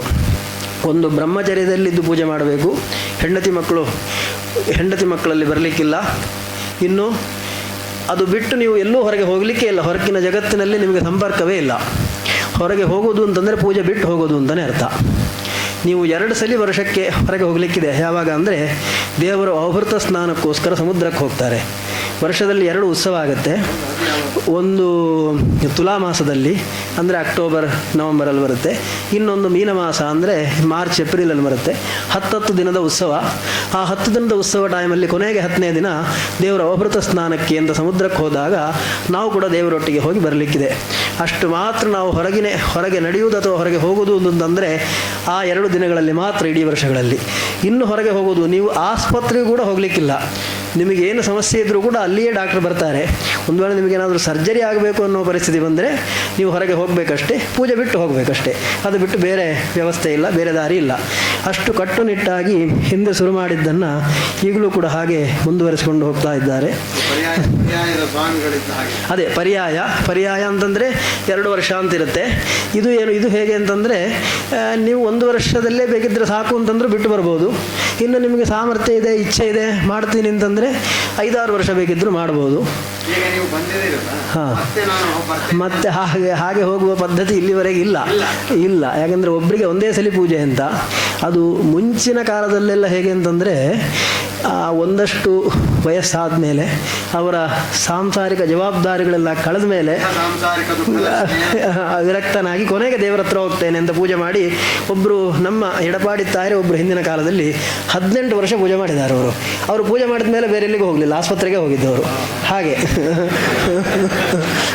ಹಾಗೆ ಈ ರೀತಿಯಾಗಿ ಒಂದು ಜವಾಬ್ದಾರಿ 60 ವರ್ಷ 65 ವರ್ಷದ ಮೇಲೆ ಹೋಗಿ ಎಷ್ಟು ವರ್ಷ ಆಗುತ್ತೋ ಅಷ್ಟು ವರ್ಷ ಪೂಜೆ ಮಾಡ್ತೇನೆ ಅಂತ ಹೋಗ್ತಿದ್ರು ಮುಂಚಿನ ಕಾಲದಲ್ಲಿ. ಈಗ ಎಲ್ಲ 60 ವರ್ಷ 65 ವರ್ಷ ಆದಮೇಲೆ ಹೋಗುವಂತಹ ಆರೋಗ್ಯನೂ ಯಾರಿಗೂ ಇಲ್ಲ, ಅಥವಾ ಹೋಗುವವರು ಇಲ್ಲ. ಈಗ ಆರೋಗ್ಯನೂ ಇರುವುದಿಲ್ಲ. ಯಾಕಂದರೆ ಬೆಳಗ್ಗೆ 2:30 ಎದ್ದು ನೀವು 3:30 ದೇವಸ್ಥಾನಕ್ಕೆ ಹೋಗಬೇಕು. ನಾನು ಹೇಳಿದ ಹಾಗೆ ಅಭಿಷೇಕ ವಿಗ್ರಹ 20-25 kg ಇದೆ, ಅದನ್ನು ಮಂಟಪಕ್ಕೆ ತೊಗೊಂಡು ಬಂದಿಟ್ಟು ಅಲ್ಲಿ ಅಭಿಷೇಕ ಮಾಡಬೇಕು. ಕೆಲಸ ಇದೆ. ನೀವು ಬೆಳಗ್ಗೆ 3:30 ಹೋದರೆ ಮತ್ತೆ 12:30 1 ಗಂಟೆಗೆ ವಾಪಸ್ ಬರುವುದು ನಿಮ್ಮ ಜಾಗಕ್ಕೆ. ಅಲ್ಲಿ ಬಂದ ಮೇಲೆ ಊಟ ನಿಮಗೆ. ಹಾಗಿರುವಾಗ ಕೆಲಸಗಳು ಇರೋದರಿಂದ ವಯಸ್ಸಾದವರು ಹೋಗಿ ಇರೋದು ಕೂಡ ಕಷ್ಟ ಇದೆ. ಆದ್ದರಿಂದ ಮುಂಚಿನ ರೀತಿಯಲ್ಲಿ ಈಗಿಲ್ಲ. ಈಗ ಒಬ್ಬರು ಪೂಜೆಗೆ ಅಲ್ಲಿ ಬೇಕು ಹೋಗೋದು ಅಂತಂದ್ರೇ ಕಷ್ಟ ಆಗಿದೆ. ಯಾಕೆಂದರೆ ಒಂದು 5-6 ಕುಟುಂಬಗಳಿಂದಲೇ ಪೂಜೆ ಮಾಡಬೇಕು ಅಂತ ನಿಯಮ ಬೇರೆ. ಪೂಜೆಗೆ ಹೋದರೂ ಕೂಡ ಇಷ್ಟೊಂದು ನಿಯಮಗಳು. ಆದ್ದರಿಂದ ಪೂಜೆ ಹೋಗಿ ನಿಂತು ಅಲ್ಲಿ ಮಾಡುವವರೇ ಕಮ್ಮಿ, ವಿರಳ. ಯಾಕೆಂದರೆ ಮುಂದೆ ಒಂದೊಂದು ಮನೆಯಲ್ಲೇ 5-6 ಮಕ್ಕಳು ಇರ್ತಿದ್ರು, ಯಾರೋ ಒಬ್ಬರು ಪೂಜೆಗೆ ಹೋಗ್ತಿದ್ರು. ಈಗ ಇರೋದೇ 1-2 ಅವರೆಲ್ಲೋ ಕೆಲಸ ಮಾಡ್ತಿರ್ತಾರೆ. ಅದರಿಂದ ಪೂಜೆಗೆ ಹೋಗುವವರೇ ಕಷ್ಟ ಅನ್ನುವ ಪರಿಸ್ಥಿತಿ ಬಂದರೂ ಕೂಡ ಕೊನೆಗೆ ಪೂಜೆಗೆ ಬೇಕು ಅಂದಾಗ ದೇವರು ಯಾರನ್ನೊಬ್ಬರನ್ನು ಕರೆಸ್ತಾರೆ ಅಂತ ಆಗಿದೆ ಈಗ ಅಷ್ಟೇ. ಹಾಗೆ ನಡೀತಾ ಇದೆ.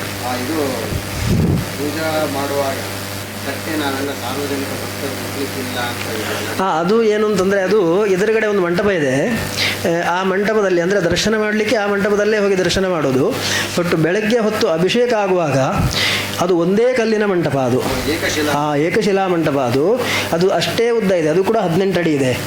ಅದು 18 × 18 ಅದು ಅಷ್ಟು ದೊಡ್ಡ ಏಕಶಿಲಾ ವಿಗ್ರಹ. ಅದೊಂದು 7-8 ಕಿಲೋಮೀಟರ್ ದೂರದಿಂದ ಆನೆಗಳೆಲ್ಲ ಸಹಾಯ ಮಾಡಿ ಅಲ್ಲಿ ತೊಗೊಂಬಂದಿದ್ದು ಹಾಕಿದ್ದಂತೆ ಆ ಕಾಲದಲ್ಲಿ. ಅಲ್ಲಿಂದ ಒಂದು 8-10 ಕಿಲೋಮೀಟರ್ ದೂರದಿಂದ ಬಂದಿರೋದು ಆ ವಿಗ್ರಹ, ಆ ಶಿಲೆ.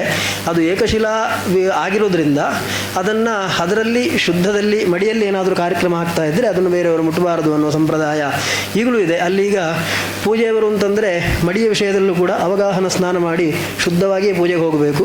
ಈಗ ನಾವು ದೇವರಿಲ್ಲದೇ ಇದ್ದಾಗ ಬರೇ ನಾವಿದ್ದರೂ ಕೂಡ ಆ ಮಂಟಪದಲ್ಲಿ ಅದನ್ನು ಯಾರೂ ಮುಟ್ಟುವ ಹಾಗಿಲ್ಲ. ಅದರಲ್ಲಿ ಜನ ಇದ್ದರೆ ನಾವು ಆ ಮಂಟಪಕ್ಕೆ ಬರುವ ಹಾಗಿಲ್ಲ. ಎಲ್ಲರೂ ಇಳಿದ ಮೇಲೆ ಯಾರು ಇಲ್ಲ ಅಂದರೆ ಮಾತ್ರ ನಾವು ಆ ಮಂಟಪಕ್ಕೆ ಬರಬಹುದಷ್ಟೇ. ಹಾಗೆ ಬೆಳಗ್ಗೆ ಅಭಿಷೇಕ ಆಗುವ ಕಾಲದಲ್ಲೂ ಕೂಡ ಅದು ಅಭಿಷೇಕಕ್ಕೆಂತಲೇ ಇರುವ ಜಾಗ ಮತ್ತು ಅದು ಒಂದೇ ಕಲ್ಲಿನ ಶಿಲೆ ಆದ್ದರಿಂದ ಆ ದೇವರಿರುವ ಕಾಲದಲ್ಲೂ ಮಡಿಯೋರು ಅದರಲ್ಲಿರುವ ಕಾಲದಲ್ಲೂ ಕೂಡ ಅದನ್ನು ಸಾರ್ವಜನಿಕರು ಯಾರು ಮುಟ್ಟಬಾರದು ಅಂತ ದೂರದಲ್ಲೇ ನಿಂತು ಅಭಿಷೇಕವನ್ನು ಆ ಪ್ರಕ್ರಿಯೆಗಳನ್ನು ನೋಡುವಂತಹ ಕ್ರಮ ಹಾಗೇ ಇದೆ. ಅದು ಏನು ಅಂತಂದರೆ ಅದೇ ಅಲ್ಲಿ ಮತ್ತೆ ಪೂಜೆಯವರಿಗೆ ಒಂದು ಮರ್ಯಾದೆ ಅಂತಂದರೆ ಅಲ್ಲಿ ಒಂದು ದೇವರ ನಂತರದ ಸ್ಥಾನ ಪೂಜೆಯವರಿಗೆ. ಅದು ಆ ಸ್ಥಾನ ಅನ್ನೋದು ಲಿಖಿತವಾಗಿ ಮಾತ್ರ ಅಲ್ಲ, ಅಲ್ಲಿಯ ಜನರ ದೃಷ್ಟಿಯಲ್ಲೂ ಕೂಡ ಪೂಜೆಯವರನ್ನು ನೋಡೋದು ಅಂತಂದರೆ ದೇವರನ್ನು ನೋಡಿದಾಗೆ ನೋಡ್ತಾರೆ. ಈಗ ನಮಗೂ ಕೂಡ ಹಾಗೆ, ನಾವು ರಾತ್ರಿ ಹೊತ್ತು ಆ ಪೂಜೆ ಮುಗಿಸಿ ದೇವಸ್ಥಾನದಿಂದ ನಮ್ಮ ಜಾಗಕ್ಕೆ ಬರಬೇಕು ಅಂತಂದರೆ ಎದರಿಂದ ದೇವರು ಹೊರಗಡೆ ಬಲಿ ಹೋಗುವಾಗ ಹೇಗೆ ದೀಪ ಹಿಡ್ಕೊಂಡು ಹೋಗ್ತಾರೋ ನಮ್ಮನ್ನು ಹಾಗೆ ದೀಪ ಹಿಡ್ಕೊಂಡು ಕರ್ಕೊಂಡು ಬರ್ತಾರೆ. ಬೆಳಿಗ್ಗೆ ಹೋಗುವಾಗಲೂ ಕೂಡ ಎದುರುಗಡೆ ಒಬ್ಬರು ದೀಪ ಹಿಡ್ಕೊಂಡು, ಬ್ರಾಹ್ಮಣ ದೀಪ ಹಿಡ್ಕೊಂಡೇ ನಮ್ಮ ಎದುರಿಂದ ಕರ್ಕೊಂಡು ಹೋಗಬೇಕು ಅನ್ನೋ ನಿಯಮ ಈಗಲೂ ಹಾಗೇ ಇದೆ. ಸರ್, ಕರ್ಕಾಟಕ ಮಾಸದಲ್ಲೇ ಹಾಗೂ ಮಕರ ಮಾಸದಲ್ಲೇ ಆ ರೀತಿಯಾಗಿ ರತ್ನಖಚಿತವಾದಂಥ ಪಾಯಸ ಮಾಡೋ ಪದ್ಧತಿ ಯಾಕೆ? ಅದೇ ಮಾಸದಲ್ಲಿ ಯಾಕೆ ಅನ್ನೋದಕ್ಕೆ ಗೊತ್ತಿಲ್ಲ. ಯಾಕಂದರೆ ಈಗ ನಾನು ಹೇಳಿದ್ನಲ್ಲ, ಅದೀಗ ಆ ಮಿಥುನ ಮಾಸದ ಕೊನೆಗೆ ಮತ್ತು ಧನುರ್ಮಾಸದ ಕೊನೆಗೆ ಅಲ್ಲಿ ಒಂದು ಕಲಶ ಅಂದರೆ ದೇವರಿಗೆ ಗಂಧದ ಕಲಶಾಭಿಷೇಕ ಆಗುವ ಒಂದು ವಾರ 7 ದಿನ ಗಂಧದ ಕಲಶಾಭಿಷೇಕ ಆಗುತ್ತೆ.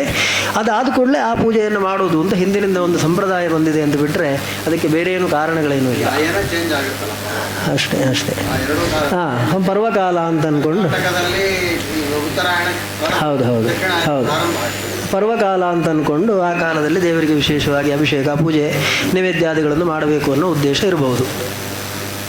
ಈ ಅರ್ಚಕರ ಅಥವಾ ಪೂಜೆ ಮಾಡುವವರ ಭೋಜನಾದಿ ವ್ಯವಸ್ಥೆಗಳು ಹೇಗೆ? ಭೋಜನಾದಿ ವ್ಯವಸ್ಥೆಗಳು ಅಂತಂದರೆ ಈಗ ಮುಂಚೆ ದೇವಸ್ಥಾನದಿಂದ ಆ ವ್ಯವಸ್ಥೆ ಇರಲಿಲ್ಲ. ದೇವಸ್ಥಾನದಲ್ಲಿ ಅಲ್ಲಿ ಊಟ ಇದೆ ಎಲ್ರಿಗೂ, ಅನ್ನದಾನ ಅಂತ ಹೇಳ್ತಾರೆ ಅವರು. ಬಟ್ ಏನಂದರೆ ಅದು ಎಲ್ರಿಗೂ ಒಂದೇ. ಅದು ನೀವು ಕೇರಳದಲ್ಲಿ ಯಾವ ದೇವಸ್ಥಾನಕ್ಕೆ ಹೋದರೂ ಕೂಡ ನಿಮಗೆ ಬ್ರಾಹ್ಮಣರಿಗೆ ಒಂದು ಪ್ರತ್ಯೇಕ ಊಟ ಅಂತನ್ನುವ ಪದ್ಧತಿ ಎಲ್ಲೂ ಇಲ್ಲ. ಆದ್ದರಿಂದ ಅಲ್ಲೂ ಕೂಡ ಹಾಗೆ ಒಂದು ಊಟ ಇದೆ, ಅಡುಗೆ ಮಾಡುವವರು ಇರ್ತಾರೆ. ಬಟ್ ಅರ್ಚಕರಿಗೆ ಅಂತ ಇರಲಿಲ್ಲ ವ್ಯವಸ್ಥೆ ಮುಂಚೆ.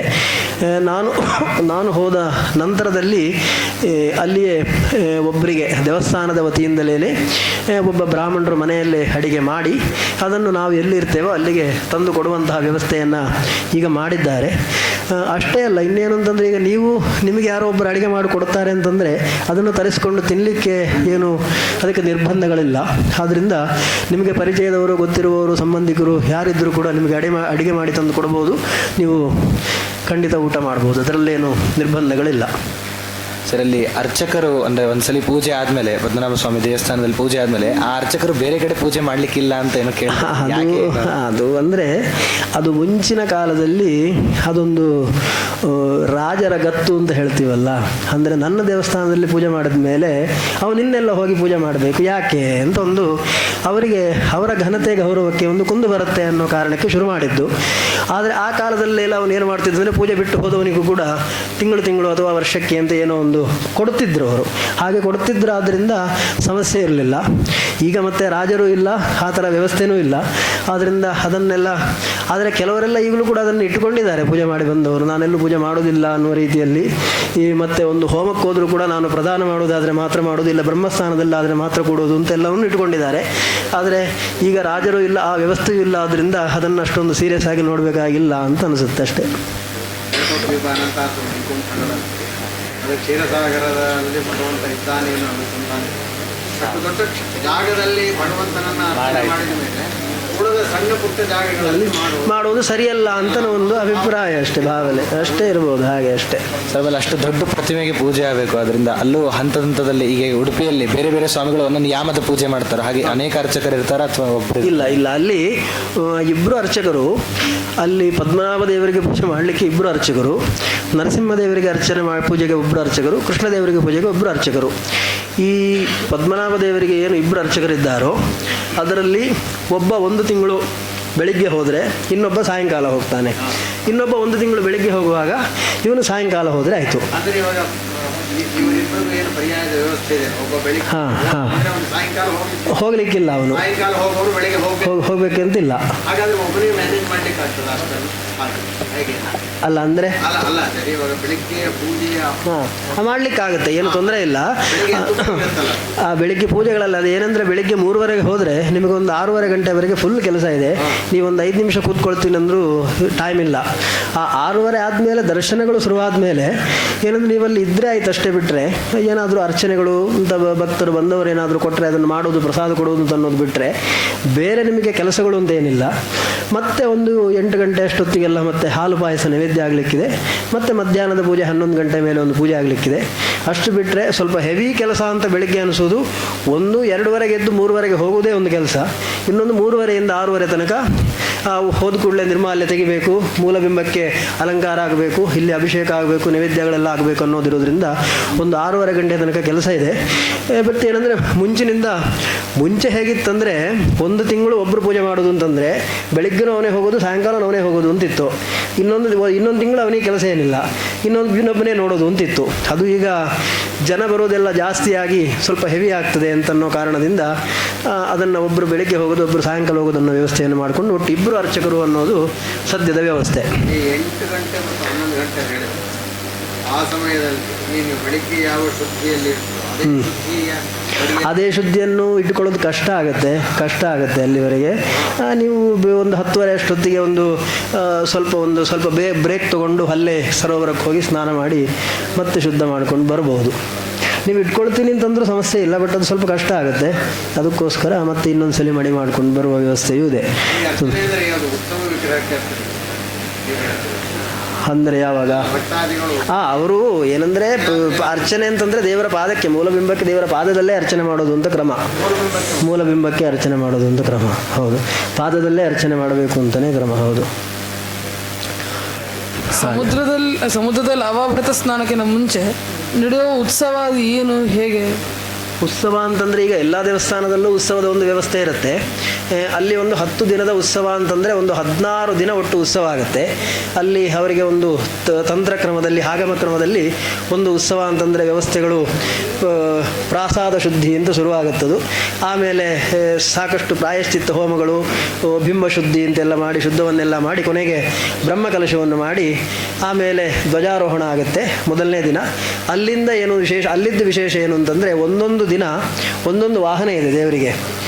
ಮೊದಲನೇ ದಿನ ಒಂದು ಸಿಂಹಾಸನ ಅಂತ ಒಂದು ವಾಹನ ಇದೆ, 2ನೇ ದಿನ ಗರುಡ ವಾಹನ ಅಂತ ಒಂದು ವಾಹನ ಇದೆ, ಆಮೇಲೆ ಕಮಲ ವಾಹನ ಅಂತಿದೆ, ಆಮೇಲೆ ಪಲ್ಲಕ್ಕಿ ಇದೆ, ಇಂದ್ರವಾಹನ ಅಂತಿದೆ. ಈ ರೀತಿಯಾಗಿ ಒಂದೊಂದು ದಿನದಲ್ಲಿ ಒಂದೊಂದು ವಾಹನದಲ್ಲಿ ದೇವರನ್ನು ಸುತ್ತ ಏನು ಮಂಟಪ ಇದೆಯೋ ದೇವರಿಗೆ ಪ್ರದಕ್ಷಿಣೆಗೆ ಅಂತ, ಅದರಲ್ಲಿ ಸಾಯಂಕಾಲ 4:15 ಗಂಟೆಗೆ ಒಂದು 4 ಪ್ರದಕ್ಷಿಣೆ, ರಾತ್ರಿ ಮತ್ತೆ 8:30 ಗಂಟೆಗೆ ಮತ್ತೆ 4 ಪ್ರದಕ್ಷಿಣೆ ಅಂತ ಒಂದೊಂದು ದಿನ ಒಂದೊಂದು ವಾಹನದಲ್ಲಿ ಪ್ರದಕ್ಷಿಣೆ ಆಗುತ್ತೆ.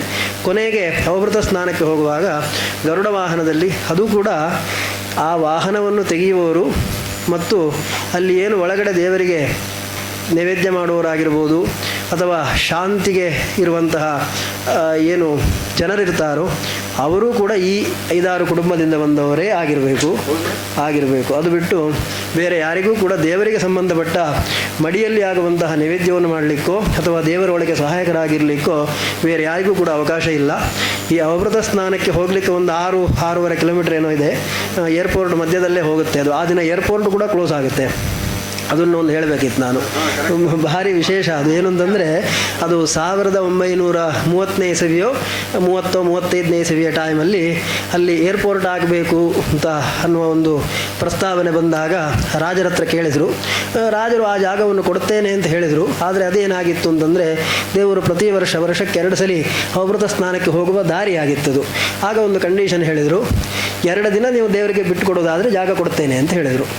ಸರಿ ಅಂತ ಅದಕ್ಕೆ ಆ ಸರ್ಕಾರ ಕೂಡ ಬ್ರಿಟಿಷರ ಸರ್ಕಾರ ಇತ್ತು, ಅವರು ಅದನ್ನು ಒಪ್ಪಿಕೊಂಡಿದ್ದರು. ಈಗಲೂ ಕೂಡ ದೇವರು ಅವಭೃತ ಸ್ನಾನಕ್ಕೆ ಹೋಗುವ 2 ದಿನದಲ್ಲಿ ಮಧ್ಯಾಹ್ನ 2 ಗಂಟೆಗೆ ಫ್ಲೈಟ್ ಲ್ಯಾಂಡಿಂಗ್ ಕ್ಲೋಸ್ ಆದರೆ ಮತ್ತೆ ರಾತ್ರಿ 9 ಗಂಟೆ ಮೇಲೆ ಫ್ಲೈಟ್ಗಳು ಹೊರಡುವುದಾಗಿರ್ಬೋದು, ಲ್ಯಾಂಡ್ ಆಗಿರ್ಬೋದು ಅನ್ನೋದು ಈಗಲೂ ಕೂಡ ಹಾಗೇ ಇದೆ. ಆ 2 ದಿನದಲ್ಲಿ ಏರ್ಪೋರ್ಟ್ ಕ್ಲೋಸ್ ಆಗಿ ಆ ಏರ್ಪೋರ್ಟ್ ರನ್ವೇ ಮಧ್ಯದಲ್ಲೇ ಗರುಡ ವಾಹನದಲ್ಲಿ ಶುದ್ಧದಲ್ಲಿ ಈ ಯಾರು ಒಳಗಡೆ ಕೆಲಸ ಮಾಡೋ ಜನರಿರ್ತಾರೋ ಅವರೇ 3 ದೇವರನ್ನು ಹಿಡ್ಕೊಂಡು ಹೋಗ್ತಾರೆ. ಬರೇ ಪದ್ಮನಾಭ ದೇವರು ಮಾತ್ರ ಅಲ್ಲ, ಮಧ್ಯದಲ್ಲಿ ಪದ್ಮನಾಭ ದೇವರು, ಬಲಭಾಗದಲ್ಲಿ ನರಸಿಂಹದೇವರು, ಎಡಭಾಗದಲ್ಲಿ ಕೃಷ್ಣದೇವರು ಅಂತ ಮೂರೂ ಗರುಡ ವಾಹನಗಳಲ್ಲಿ ದೇವರನ್ನು ಹೋಗಿ ಮತ್ತೆ ವಾಪಸ್ ಹಾಗೆ ಶುದ್ಧದಲ್ಲಿ ಅಲ್ಲಿ ಅವಭೃತ ಸ್ನಾನ ಆಗಿ ಮತ್ತೆ ದೇವಸ್ಥಾನಕ್ಕೆ ಬರುವ ಪದ್ಧತಿ ಈಗಲೂ ಕೂಡ ಆ ಕಾಲದಿಂದಲೂ ಕೂಡ ಈಗಲೂ ಹಾಗೆ ಮುಂದುವರಿತಾ ಬಂದಿದೆ. ಆ ಅವಭೃತ ಸ್ನಾನಕ್ಕೆ ನಾವು ಸಾರ್ವಜನಿಕರು ಅಂತಂದರೆ ಅಲ್ಲಿ ಆ ದೇವರು ಸ್ನಾನ ಮಾಡುವ ಜಾಗದಲ್ಲಿ ಅದು ಒಂದಷ್ಟಲ್ಲಿ ಯಾರು ಅಗತ್ಯ ಇದ್ದಾರೋ ಅವರಿಗೆ ಮಾತ್ರ ಬಿಡ್ತಾರೆ. ಯಾಕಂದರೆ ಮುಟ್ತಾರೆ ಏನಾದರೂ ಸಮಸ್ಯೆ ಆಗುತ್ತೆ ಅಂತ. ಅದರ ಪಕ್ಕದಲ್ಲಿ ಆ ಕಡೆ ಈ ಕಡೆ ಅದೇ ಸಮಯದಲ್ಲಿ ಸ್ನಾನ ಮಾಡುವವರು ಸ್ನಾನ ಮಾಡ್ಬೋದು, ಏನು ಸಮಸ್ಯೆ ಇಲ್ಲ. ಸಮುದ್ರ ಸ್ನಾನವನ್ನು ಮಾಡುವ ವ್ಯವಸ್ಥೆ ಇದೆ ಹಾಗೆ. ಸರ್, ಅಲ್ಲಿ ಕೆಳಗೆ ಸುಮಾರು ಬಂಗಾರ ಇದೆ ಅಂತ ಕೇಳ್ಪಟ್ಟಿದ್ದೆ. ಅಲ್ಲಿ ಸರ್ಪಗಳು ಕಾಯ್ತಾ ಇದ್ದಾರೆ ಅಂತ ಅದು ವಿಶ್ವಾಸ. ಸರ್ಪಗಳು ಕಾಯ್ತಾ ಇದೆ ಅನ್ನೋದು ವಿಶ್ವಾಸ. ಅದು ಬಿಟ್ಟು ಏನಂದರೆ ಅದು ಏನೋ ಸರ್ಪ ಮುದ್ರೆ ಇರುವಂತಹ ಒಂದು ಲಾಕ್ ಇದೆ ಅಂತ ಹೇಳ್ತಾರೆ. ಅದೀಗ ನಿಮಗೆಲ್ಲ ಗೊತ್ತಿರ್ಬೋದು. ಅಲ್ಲಿ ಏನು ಎ ಬಿ ಅಂತಲ್ಲೇ ಎಲ್ಲ ಅಲ್ಲಿ ಇತ್ತು, ಏನಂದರೆ ಕೋಣೆಗಳಿತ್ತು. ಅದರಲ್ಲಿ ಯಾವುದೋ ಬಿ ಅನ್ನು ತೆಗಿಲಿಲ್ಲ, ಆಮೇಲೆ ತೆಗಿಲಿಕ್ಕೆ ಬಿಡಲಿಲ್ಲ. ಅಂದರೆ ಮೊದಲಿಗೆ ಇದನ್ನೆಲ್ಲ ಓಪನ್ ಮಾಡುವಾಗಲೇ ಅದನ್ನು ಓಪನ್ ಮಾಡಬೇಕು ಅಂತ ಉದ್ದೇಶ ಆಗಿತ್ತು. ಬಟ್ ಅದರ ಲಾಕ್ ಇವರಿಗೆ ಅರ್ಥ ಆಗಲಿಲ್ಲ, ಲಾಕ್ ತೆಗಿಲಿಕ್ಕೆ ಬರಲಿಲ್ಲ, ಅದು ಮುರಿದು ಕೂಡ ತೆಗಿಲಿಕ್ಕೆ ಬರಲಿಲ್ಲ. ಆದ್ದರಿಂದ ಬಿಟ್ಟಿದ್ದರು. ಅಷ್ಟೊತ್ತಿಗೆ ಕೋರ್ಟಿಗೆ ಹೋಗಿ ಅದನ್ನು ತೆಗಿಬಾರ್ದು ಅಂತ ಸ್ಟೇ ತೊಗೊಂಬಂದು ಆದ್ದರಿಂದ ಅದನ್ನು ಇವತ್ತಿಗೂ ತೆಗೆಯಲಿಲ್ಲ ಅಷ್ಟೇ. ಅದು ಕೆಳಗಡೆ ಅಂತಂದರೆ ದೇವರ ಕೆಳಗಡೆನೇ ಇದೆ ಅಂತಲ್ಲ, ಅದಕ್ಕೀಗ ಒಳಗಿಂದ ನೀವು ದೇವರ ಗರ್ಭಗುಡಿ ಒಳಗೆ ಹೋದರೆ ಅದಕ್ಕೆ ಹೋಗಲಿಕ್ಕೆಲ್ಲೂ ಜಾಗ ಇಲ್ಲ. ಪಕ್ಕದಲ್ಲಿ ಏನು ಸುತ್ತು ಮಂಟಪ ಇದೆಯೋ ಅದರಲ್ಲಿ ಬಾಗಿಲಿದೆ, ಅಲ್ಲಿ ಒಳಗೆ ಹೋದರೆ ಅದು ಆಮೇಲೆ ಹಿಂಗೆ ಕೆಳಗೆ ಹೋಗುತ್ತದು. ಕೆಳಗೆ ಹೋಗಿ ಅಂಡರ್ಗ್ರೌಂಡಲ್ಲಿ ಹುಟ್ಟಿದೆ ಅಂತ ಅಷ್ಟೇ ಅರ್ಥ. ಹುಟ್ಟು ದೇವರ ಕೆಳಗೆ ಇದೆ ಅನ್ನೋದು ಅಭಿಪ್ರಾಯ ಅಲ್ಲ ಅದಕ್ಕೆ. ಅಲ್ಲಿ ಹೆಂಗಸರು ನಮಸ್ಕಾರ ಮಾಡುವಾಗ ಅವರು ಸರಗಳು ಕೆಳಗೆ ಬಿದ್ದರೆ ದೇವರಿಗೆ ಅರ್ಪಣೆ ಮಾಡಬೇಕು ಅಂತ ಒಂದು ವಿಷಯ. ಹಾಗೆ ಏನಿಲ್ಲ, ಆ ಥರ ಏನಿಲ್ಲ. ಅದು ಮುಂಚಿನ ಕಾಲದಲ್ಲಿ ಈಗ ಹೌದು, ನಿಮಗೊಂದು ಪ್ರಶ್ನೆ ಏನಂದರೆ ಬಂದಿರಬಹುದು, ಈಗ ಅಷ್ಟೊಂದು ಬಂಗಾರ ಎಲ್ಲಿಂದ ಬಂತು ಅಂತ. ಈಗ ರಾಜರೆಲ್ಲ ಮುಂಚೆ ಹೇಗೆ ಅಂತಂದರೆ ಅವರಿಗೆ ಮನೆಯಲ್ಲಿ ಒಂದು ಮಗು ಹುಟ್ಟಿತು ಅಂತಂದರೆ ಅದಕ್ಕೆ ನಾಮಕರಣ ಆಗುತ್ತೆ ಅಂತಂದರೆ ಆ ಸಂದರ್ಭದಲ್ಲಿ ದೇವರಿಗೆ ಒಂದು ಬಂಗಾರ ಏನೋ ತಂದು ಸಮರ್ಪಣೆ ಮಾಡೋದು. ಇನ್ನು ಮಗುವಿಗೆ ಉಪನಯನ ಆಗುತ್ತೆ ಅಂದರೆ ಆ ಸಂದರ್ಭದಲ್ಲಿ ಏನೋ ಒಂದು ಸಮರ್ಪಣೆ ಮಾಡ್ತಾರೆ.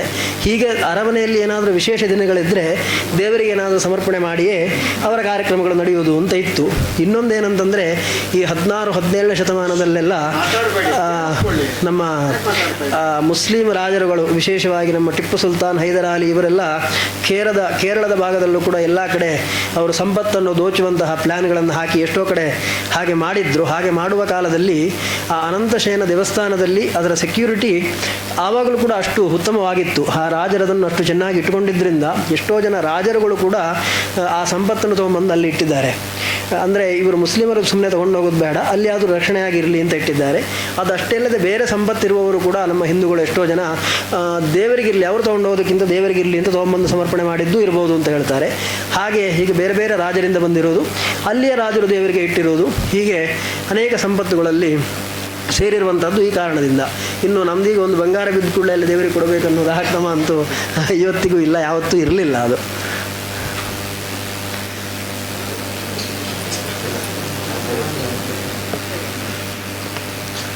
ಇವಾಗ ಒಂದು ದಿನ ಆ ರೀತಿಯಾಗಿ ಏನು 3:30ಗೆಯಿಂದ ಶುರುವಾಗಿ ಆ ಕ್ರಮಗಳಿದೆ, ಆ ಕ್ರಮಗಳು ಒಂದು ದಿನ ತಪ್ಪಿದ್ರೆ, ಅಕಸ್ಮಾತ್ ತಪ್ಪಿದ್ರೆ ಏನಾದರೂ ಪ್ರಾಯಶ್ಚಿತ್ತಾದಿಗಳಿದೆಯಾ, ಹೇಗೆ? ಅಲ್ಲ, ತಪ್ಪುವುದಂದರೆ ಹೇಗೆ ಅಂದರೆ ಈಗ 3:30ಗೆ ಈಗ ಇನ್ನೊಂದು ಏನಂದರೆ ನಾನೀಗ ಕೊರೋನಾ ಟೈಮಲ್ಲಿ ದೇವಸ್ಥಾನದಲ್ಲೇ ಇದ್ದೆ. ಈಗ 2020-21 ಕೊರೋನಾ ಬಂತಲ್ಲ, ಆವಾಗ ಪೂಜೆಯ ಸಮಯದಲ್ಲಿ ವ್ಯತ್ಯಾಸ ಆಗಿತ್ತು ಆವಾಗ. ಯಾಕಂದರೆ ಆವಾಗ ನಾವು 3:30ಗೆ ಹೋಗಿ ದೇವಸ್ಥಾನ ತೆಗಿತಿರಲಿಲ್ಲ, ಯಾಕಂದರೆ ಯಾರೂ ಬರ್ತಿರಲಿಲ್ಲ. ಅದರಿಂದ ನಾವು ಬೆಳಿಗ್ಗೆ ಒಂದು 5:30-6 ಗಂಟೆಗೆ ದೇವಸ್ಥಾನ ಹೋಗಿ ತೆಗೆದರೆ ಒಂದು 8:30-9 ಗಂಟೆ ಒಳಗೆ ಮಧ್ಯಾಹ್ನದ ಪೂಜೆಯನ್ನು ಕೂಡ ಮುಗಿಸಿ ವಾಪಸ್ ಹೋಗ್ತಿದ್ವಿ. ಯಾಕಂದರೆ ದರ್ಶನಕ್ಕೆ ಒಬ್ಬರನ್ನು ಬಿಡ್ತಿರಲಿಲ್ಲ. ಆದ್ದರಿಂದ ಈಗ ಆ ಪೂಜೆ ಅನ್ನೋದು 3:30ಗೆ ಆಗಬೇಕು ಅಂತ ಒಂದು ವ್ಯವಸ್ಥೆ. ಬಟ್ ಅದು ಹಾಗೆ ಆಗಲಿಲ್ಲ ಅಂದರೆ ಅದಕ್ಕೇನಾದರೂ ಪ್ರಾಯಶ್ಚಿತ್ತ ಆಗಬೇಕು ಅಂತ ಏನಿಲ್ಲ, ಅದರಲ್ಲಿ ವ್ಯತ್ಯಾಸಗಳಾಗಬಹುದು.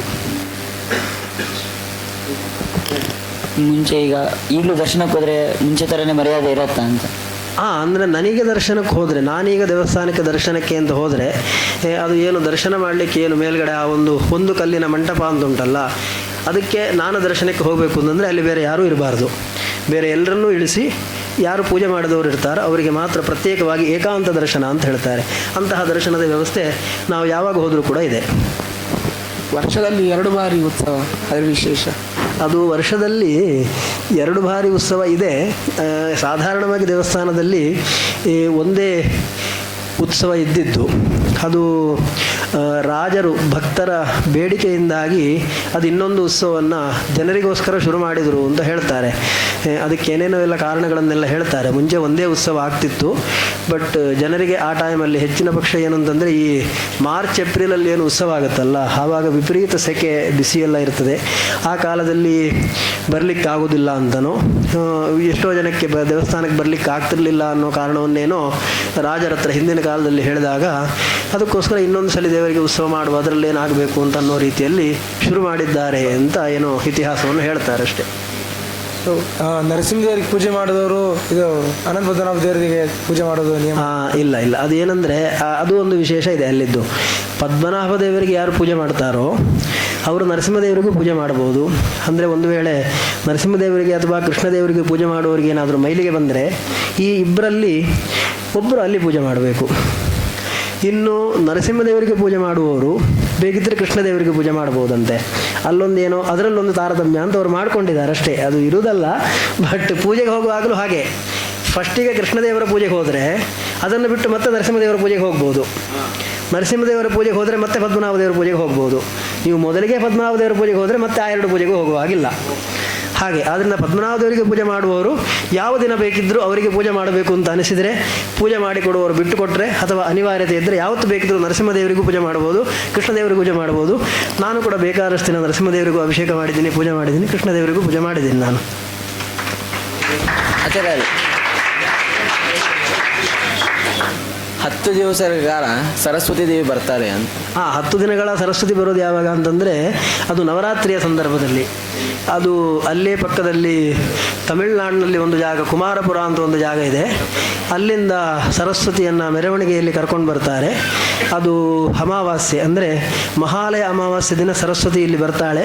ಸರಸ್ವತಿ ಮಂಟಪ ಅಂತಲೇ ದೇವಸ್ಥಾನದ ಪೂರ್ವ ಭಾಗದಲ್ಲಿ, ಅಂದರೆ ಗೋಪುರದ ಕೆಳಗಡೆ ಪೂರ್ವ ಭಾಗದಲ್ಲಿ ಒಂದು ಸರಸ್ವತಿ ಮಂಟಪ ಅಂತ ಜಾಗ ಇದೆ.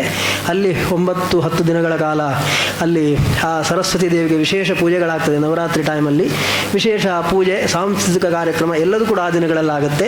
ಕೊನೆಗೆ ವಿಜಯದಶಮಿ ಮುಗಿಸಿ, ಏಕಾದಶಿ ಮುಗಿಸಿ, ದ್ವಾದಶಿ ದಿನ ಪಾರಣೆ ಮಾಡಿಕೊಂಡು ಸರಸ್ವತಿ ಹೊರಡುತ್ತಾಳೆ ಅನ್ನುವ ಪರಿಕಲ್ಪನೆಯಲ್ಲಿ ಈಗಲೂ ಕೂಡ ದ್ವಾದಶಿ ದಿನ ಬೆಳಿಗ್ಗೆ ಅಲ್ಲಿಂದ ಸರಸ್ವತಿ ಹೊರಟು ಮತ್ತೆ ವಾಪಸ್ ತಮಿಳುನಾಡಿಗೆ ಹೋಗೋದು ಅನ್ನುವ ಕ್ರಮ ಈಗಲೂ ಇದೆ. ತಿರುವಟ್ಟಾರ ಹಾಗೆ ಇದಕ್ಕೆ ಏನು ಸಂಬಂಧ ಇದೆ? ತಿರುವಟ್ಟಾರು ಅಂತನ್ನೋದು ಅದು ಏನಂತಂದರೆ ಅದು ಇದೇ ಥರದ ಒಂದು ದೇವಸ್ಥಾನ.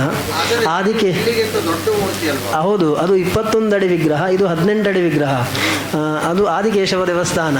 ಅದು ಕೂಡ ಏನಂದರೆ ಒಂದು ಕಾಲದಲ್ಲಿ ಅದೇ ಅಲ್ಲಿ ಒಂದು ಅರಮನೆ ಇದೆ, ಪದ್ಮನಾಭಪುರಂ ಪ್ಯಾಲೇಸ್ ಅಂತ ಈಗಲೂ ಹೇಳ್ತಾರೆ ಅದಕ್ಕೆ, ತಿರುವಟ್ಟಾರಿಗೆ ಹತ್ತಿರದಲ್ಲಿ. ಅದು ನಿಜವಾಗಿ ಅವರ ಅರಮನೆ.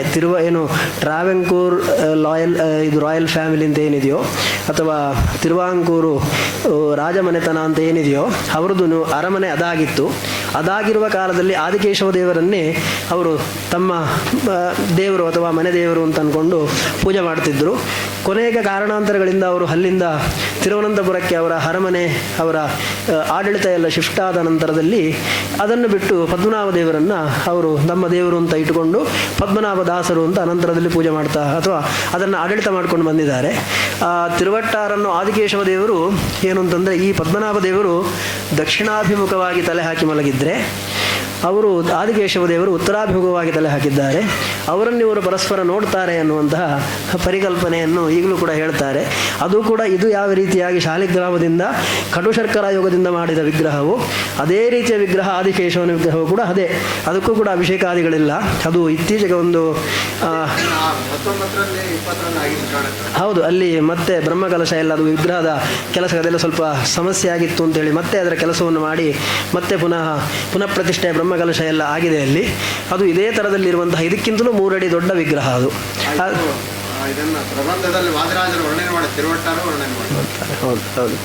ಹೌದು. ಆದರೆ ಈಗ ಇಲ್ಲಿ ಈ ಸಂಪತ್ತೆಲ್ಲ ಬಂದ ಮೇಲೆ ಜನರ ಕಾನ್ಸಂಟ್ರೇಷನ್ ಇಲ್ಲಿಗೆ ಜಾಸ್ತಿ ಆಗಿದೆ.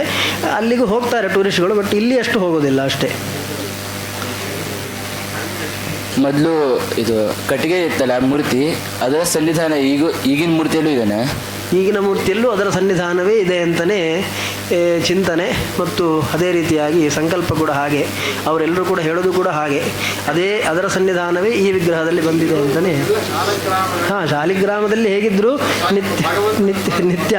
ನಿತ್ಯ ಸನ್ನಿಧಾನ. ಇನ್ನು ಏನಂತಂದರೆ ಅದು ಪದ್ಮನಾಭ ರೂಪದಲ್ಲಿದೆ, ಆದ್ದರಿಂದ ಪದ್ಮನಾಭ ದೇವರಿದ್ದಾರೆ ಅಷ್ಟೇ.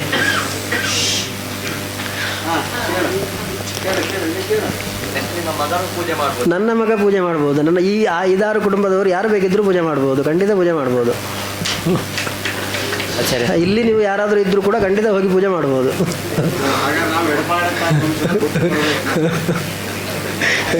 ಅಷ್ಟೊತ್ತಿಗೆ ಇಷ್ಟು ಕುಲಗಳಿಗೆ ಪೂಜೆ ಇರುತ್ತಾ ಇಲ್ಲೋ ಅಂತಲೇ ಗೊತ್ತಿಲ್ಲ.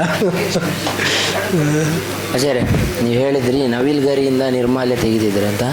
ಆಮೇಲೆ ಬಂಗಾರದ ಆಭರಣಗಳೆಲ್ಲ ಹೇಗಾಗ್ತದೆ? ಬಂಗಾರದ ಆಭರಣಗಳಿದೆ. ಬಂಗಾರದ ಆಭರಣಗಳಿದ್ದರೆ ಅದು ವಿಗ್ರಹಕ್ಕೆ ಫಿಕ್ಸ್ ಆದ ಹಾಗೆ ಇದೆ ಆ ಬಂಗಾರದ ಆಭರಣಗಳು. ಅದರ ಮೇಲೆ ಈಗ ಪೀತಾಂಬರ ಇದ್ದರೆ ದೇವರ ಕಾಲ ಮೇಲೆ, ಆ ಬಂಗಾರದ ಪೀತಾಂಬರದ ಮೇಲೆ ಏನನ್ನು ಹಾಕ್ತೇವೆ ನಾವು? ಪುಷ್ಪ, ತುಳಸಿ ಎಲ್ಲ ಹಾಕ್ತೇವೆ. ಅದೀಗ ಒಂದು ಮಾಲೆ ತೆಗೆದರೂ ಕೂಡ ಏನಾಗುತ್ತೆ, ಹೂಗಳ ಒಂದೊಂದು ಬಿಡಿ ಹೂಗಳೆಲ್ಲ ಅಲ್ಲಿ ಬಿದ್ದಿರುತ್ತೆ ದೇವರ ಮೈ ಮೇಲೆ. ಅದನ್ನು ತೆಗಿಲಿಕ್ಕೆ ನಾವೇನೆಂದರೆ ಆ ನವಿಲುಗರಿಯನ್ನು ತಗೊಂಡು ಅದನ್ನು ಕ್ಲೀನ್ ಮಾಡಿ ಆ ನಿರ್ಮಾಲ್ಯವನ್ನು ತೆಗಿತೇವೆ ಅಂತ. ಹಾಗೆ ಮತ್ತೊಂದು ಪ್ರಶ್ನೆ, ಪೂಜೆ ಮಾಡಬೇಕಂದ್ರೆ ಏನೆಲ್ಲ ಓದಿರಬೇಕು? ಹಾಗೆ ಏನಿಲ್ಲ, ಅದು ಕೂಡ ಸ್ವಲ್ಪ ಈಗಿನ ಕಾಲದಲ್ಲಿ ಸಮಸ್ಯೆ. ಅದು ಮುಂಚೆ ಆ ಸಮಸ್ಯೆ ಇರಲಿಲ್ಲ. ಮುಂಚೆ ಏನು ಅಂತಂದರೆ ನಾವು ನಮ್ಮ ಕ್ರಮದಲ್ಲಿ ನಾವು ಹೇಗೆ ಪೂಜೆ ಮಾಡ್ತೇವೆ ಅಂತ ಕೇಳುವವರು ಯಾರೂ ಇರಲಿಲ್ಲ. ನಾವು ನಮ್ಮ ಕ್ರಮದಲ್ಲಿ ತಂತ್ರಸಾರ ಕ್ರಮದಲ್ಲಿ ಪೂಜೆ ಮಾಡಿದರೂ ಕೂಡ ಏನು ಸಮಸ್ಯೆ ಇರಲಿಲ್ಲ. ಈಗಲೂ ಕೂಡ ಪೂಜೆ ಮಾಡಲಿಕ್ಕೆ ಸಮಸ್ಯೆ ಇಲ್ಲ. ನೀವು ತಂತ್ರಸಾರ ಅಧ್ಯಯನ ಮಾಡಿ ಇಲ್ಲಿ ಸುಧಾ ಎಲ್ಲ ಓದಿದ್ರಿಂದ ಓಕೆ. ಉಳಿದ ಎಡಪಾಡಿ ಅಲ್ಲ, ಉಳಿದವರು ಏನು ಅಂತಂದರೆ ಅದೇ ಅವರು ಏನು ಅಂತಂದರೆ ಮುಂಚೆನೂ ಕೂಡ ಅವರು ಏನು ಇಷ್ಟು ಓದಿರಬೇಕು ಅಷ್ಟು ಓದಿರಬೇಕು ಅನ್ನೋ ನಿಯಮ ಯಾವತ್ತೂ ಇರಲಿಲ್ಲ. ಅಲ್ಲಿ ಪೂಜೆ ಮಾಡಲಿಕ್ಕೆ ಏನು ಬೇಕೋ ಅವರು ಓದುವಾಗ ಈ ಆಗಮತೆ ಓದಬೇಕು ಅಂತ ಇಲ್ಲ. ಅದು ಆವಾಗ ಅವರು ಯಾವ ಕ್ರಮದಲ್ಲಿ ಓದಿದ್ರು ಹಾಗೆ ಪೂಜೆ ಮಾಡ್ತಿದ್ರು. ಅನಂತರದಲ್ಲಿ ಅಂದರೆ ಈಗ ಮಧ್ವಾಚಾರ್ಯರ ನಂತರ ಕಾಲದಲ್ಲಿ ಈ ನಾವು ಯಾರು ಪೂಜೆಗೆ ಹೋಗ್ತಿದ್ವು ಮಾಧ್ವರು, ಅವರು ನಮ್ಮ ಕ್ರಮದಲ್ಲೇ ಪೂಜೆ ಮಾಡ್ತಿದ್ರು. ಈಗಲೂ ಪೂಜೆ ಮಾಡಲಿಕ್ಕೆ ಏನು ಸಮಸ್ಯೆ ಇಲ್ಲ. ಆದರೆ ಪೂಜೆಗೆ ಬರ್ತಾರೆ ಅಂತ ಅಂದ್ಕೂಡಲೇ ಈಗ ಕೋರ್ಟ್ ಕೇಸ್ಗಳೆಲ್ಲ ಆದಮೇಲೆ ಮುಂಚೆ ಏನು ಅಂತಂದರೆ ಅಲ್ಲಿ ಆ ಕ್ಷೇತ್ರದ ತಂತ್ರಿ ಯಾರು ಇರ್ತಾರೆ ಅವರಿಗಂತ ಪವರ್ ಏನು ಇರಲಿಲ್ಲ. ಅವರು ಬರೀ ಉತ್ಸವ ಕಾಲದಲ್ಲಿ ಬರುವುದು, ಅವರ ಕೆಲಸ ಮಾಡ್ಕೊಂಡು ಹೋಗೋದು ಅಂತ ಅಷ್ಟೇ ಇತ್ತು. ಈಗ ಆ ಸುಪ್ರೀಂ ಕೋರ್ಟ್ ಆಜ್ಞೆ ಪ್ರಕಾರ ಏನಾಗಿದೆ ಅಂದರೆ ಪೂಜೆಯ ವಿಷಯದಲ್ಲಿ ಅಥವಾ ಒಳಗಿನ ಏನು ಆಚರಣೆಗಳಿದೆಯೋ ಅದಕ್ಕೆ ಸಂಬಂಧಪಟ್ಟ ಹಾಗೆ ತಂತ್ರಿಗೆ ಪರಮಾಧಿಕಾರ ಅಂತ ಆಗಿರೋದ್ರಿಂದ ಈಗ ಒಬ್ಬರು ಪೂಜೆಗೆ ಬರ್ತಾರೆ, ನಾವೊಬ್ಬರು ಪೂಜೆಗೆ ಹೋಗ್ತೀವಿ ಅಂದರೂ ಕೂಡ ನೀನು ಅವರ ತಾಂತ್ರಿಕ ಕ್ರಮದಲ್ಲಿ ಒಂದು ವಿಷ್ಣು ಪೂಜೆ ಅಂತಿದೆ, ಅದನ್ನು ಕಲ್ತ್ಕೊಂಡು ಬನ್ನಿ, ನಾನು ನಿಮ್ಮನ್ನು ಪರೀಕ್ಷೆ ಮಾಡ್ತೇನೆ ಅಂತೆಲ್ಲ ಹೇಳ್ತಾರೆ. ಅದನ್ನು ಕಲಿಯುವುದೇನು ದೊಡ್ಡ ವಿಷಯ ಇಲ್ಲ. ಅದನ್ನಷ್ಟು ಕಲ್ತ್ಕೊಂಡು ಅವರ ಹತ್ರ ಹೋಗಿ ಹಾ ಅಂತ ಹೇಳಿದ ಮೇಲೆ ನಾವು ನಮಗೆ ಹೇಗೆ ಬೇಕೋ ಹಾಗೆ ಪೂಜೆ ಮಾಡ್ಬೋದು, ಏನು ಸಮಸ್ಯೆ ಇಲ್ಲ. ಶ್ರೀ ಮದನಂತ ಸತ್ಪುರಿ ಆಚಾರ್ಯರು ಹೋಗಿ ದರ್ಶನ ಮಾಡಿದ್ದಾರೆ ತಿರುವನಂತಪುರದ ಪದ್ಮನಾಭ.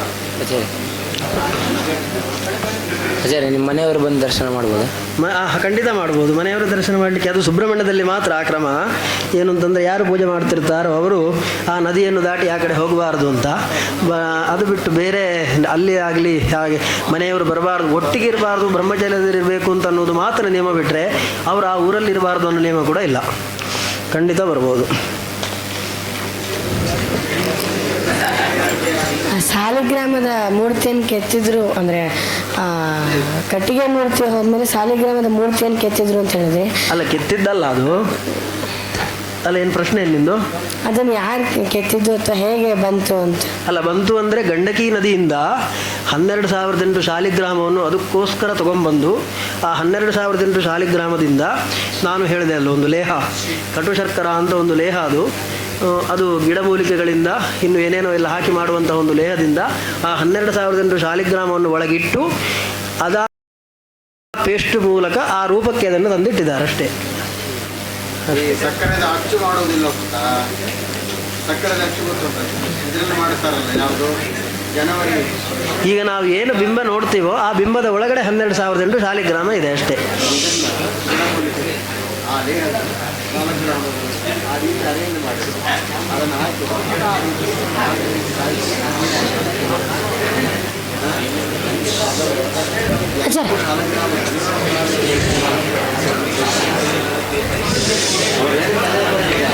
ಆಚಾರ್ಯ, ಈಗ ಅದು ಪೇಸ್ಟ್ ಅಂತಂದ್ರಲ್ಲ ಆಚಾರ್ಯ, ಆ ಪೇಸ್ಟ್ ಈಗಲೂ ಕೂಡ ಏನು ಪೇಸ್ಟ್ ಥರನೇ ಇರುತ್ತಾ ಅಥವಾ ಗಟ್ಟಿ? ಪೇಸ್ಟ್ ಥರ ಅಂತಂದರೆ ಆ ಪೇಸ್ಟನ್ನು ಹಾಕಿ ಮಾಡಿರೋದ್ರಿಂದ ಪೇಸ್ಟ್ ಒಣಗಿದೆ. ಪೇಸ್ಟ್ ಒಣಗಿದರೆ ಅದಕ್ಕೆ ನೀರು ತಾಗಬಾರ್ದು. ನೀರು ತಾಗಿದರೆ ಮತ್ತೆ ಅದು ಕರಗಿ ಹೋಗ್ಬೋದು. ಅದಕ್ಕೋಸ್ಕರನೇ ಮೂಲ ವಿಗ್ರಹಕ್ಕೆ ಅಭಿಷೇಕ ಪಂಚಾಮೃತ ಮಾಡೋದಿಲ್ಲ. ಎಲ್ಲ ಅದಕ್ಕೆ ಪಂಚಾಮೃತ ಏನಾದರೂ ತಾಗ್ತಾನೆ? ಇಲ್ಲ ಇಲ್ಲ ಇಲ್ಲ, ಏನು ಹಾಕಲ್ಲ ಅದಕ್ಕೆ. ಪಂಚಗವ್ಯದಿಂದ ಪ್ರೋಕ್ಷಣ ದಿನ ಅಷ್ಟೇ, ಅದಕ್ಕೆ ಬೇರೆ ಯಾವ ಅಭಿಷೇಕಗಳು ಕೂಡ ಇಲ್ಲ. ಅದಕ್ಕೋಸ್ಕರನೇ ಅಭಿಷೇಕ ಮಾಡಲಿಕ್ಕೆ ಅಂತಲೇ ಬೇರೆನೇ ವಿಗ್ರಹ ಇದೆ, ಅದಕ್ಕೆ ಮಾತ್ರ ಎಲ್ಲ ಅಭಿಷೇಕಗಳು. ಮೂಲ ವಿಗ್ರಹಕ್ಕೆ ದಿನ ಪಂಚಗವ್ಯದಿಂದ ಪ್ರೋಕ್ಷಣ ಅಷ್ಟೇ. ಅಂದ್ರೆ ಇದನ್ನ ಈ ರೀತಿ ಕಟ್ಟಿಟ್ಟು ಆಮೇಲೆ ಒಳಗೆ ಶಾಲಿಗ್ರಾಮಾದಿಗಳನ್ನೆಲ್ಲ ಹಾಕಿ ಶಾಲಿಗ್ರಾಮ ಇಟ್ಟೇ ಆ ರೀತಿ ಮಾಡಿದ್ದು, ಅದರೊಳಗಿರೋದೇ ಶಾಲಿಗ್ರಾಮ.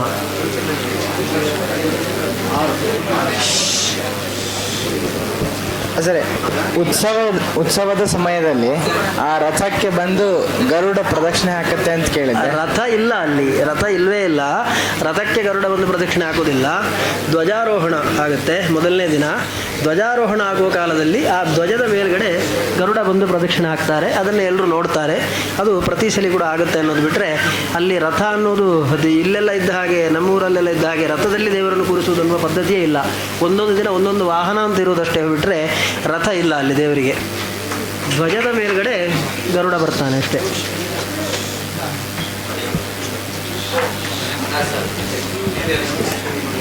ಇದು 12,000 ಶಾಲಗ್ರಾಮದಿಂದ ಇವಾಗ ಮೂರ್ತಿ ಇದೆ ಅಂತ, ಆದರೆ ಇನ್ನ 12,000 ಶಾಲಗ್ರಾಮ ಅಲ್ಲಿದೆ ಅಂತ ಒಂದು ಪ್ರತೀತಿ ಇದೆ.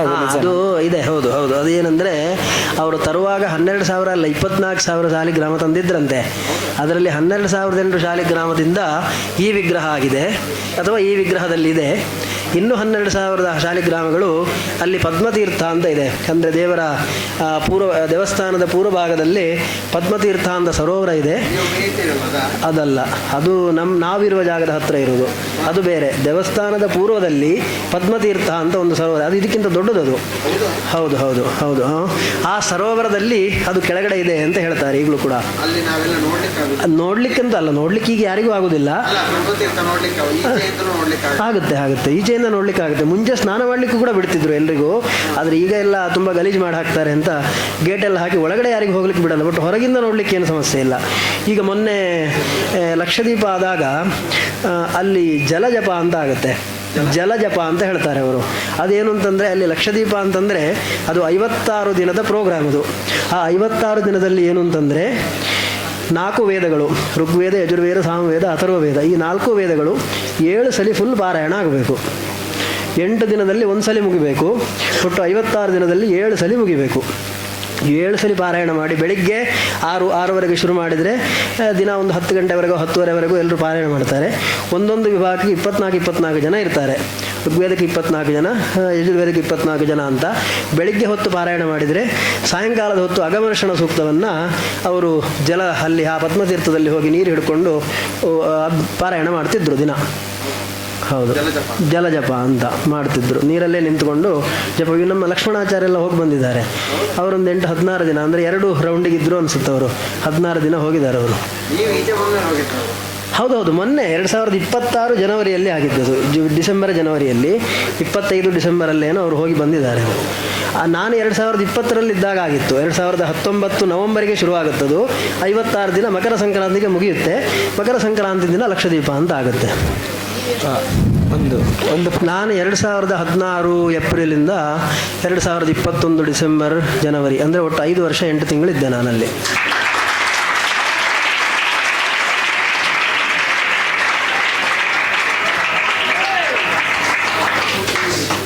ಇದು ಪದ್ಮತೀರ್ಥದಲ್ಲಿ ಸಾರ್ವಜನಿಕರಿಗೆ ಸ್ನಾನ ಮಾಡಲಿಕ್ಕಿಲ್ಲ, ಹಾಗಾದ್ರೆ ಅರ್ಚಕರು ಮಾಡ್ಬೋದಾ? ಅರ್ಚಕರು ಮಾಡ್ಬೋದು. ಅದು ಏನಂದರೆ, ನಾವೀಗ ಆಚಾರ ಅವಾಗೊಂದು ಪ್ರಶ್ನೆ ಕೇಳಿದರು, ನಾವಲ್ಲಿ ಹೋದ್ಮೇಲೆ ಮತ್ತೆ 2ನೇ ಸಲ ಮಡಿಬೇಕಂದ್ರೆ ಮಾಡ್ಕೊಳ್ಬೋದಾ ಅಂತಂದರೆ, ಆವಾಗ ನಾವು ಮತ್ತೆ ನಮ್ಮ ಇರುವ ಜಾಗಕ್ಕೆ ಬಂದು ಸ್ನಾನ ಮಾಡೋದಲ್ಲ, ಪದ್ಮತೀರ್ಥದಲ್ಲಿ ಸ್ನಾನ ಮಾಡೋದು. ಪದ್ಮತೀರ್ಥದ ಪಕ್ಕದಲ್ಲೇ ತಂತ್ರಿಗಳ ನಿವಾಸ ಸ್ಥಾನ ಇದೆ, ಅಲ್ಲಿ ಅವರಿಗೆ ಮನೆ ಇದೆ. ಅದು ಅಂದರೆ ಅಥವಾ ಮಠ ಅಂತ ಹೇಳ್ತಾರೆ, ತಂತ್ರಿ ಮಠ ಅಂತ ಹೇಳ್ತಾರೆ ಅದನ್ನು. ಅದು ಅದರ ಒತ್ತಿಗೆ, ಅಂದರೆ ಅದು ಅದಕ್ಕೆ ತಾಗಿಕೊಂಡೇ ಇರೋದು ಪದ್ಮತೀರ್ಥಕ್ಕೆ. ತಂತ್ರಿ ಮಠದ ಒಳಗೆ ಹೋಗಿ ಅಲ್ಲೇ ಪದ್ಮತೀರ್ಥದಲ್ಲಿ ಸ್ನಾನ ಮಾಡಿ ಬರ್ಬೋದು. ಯಾಕಂದರೆ ಪದ್ಮತೀರ್ಥ ದೇವಸ್ಥಾನಕ್ಕೆ ಹತ್ತಿರ ಆಗುತ್ತೆ. ನಾವಿರುವ ಜಾಗ ಸ್ವಲ್ಪ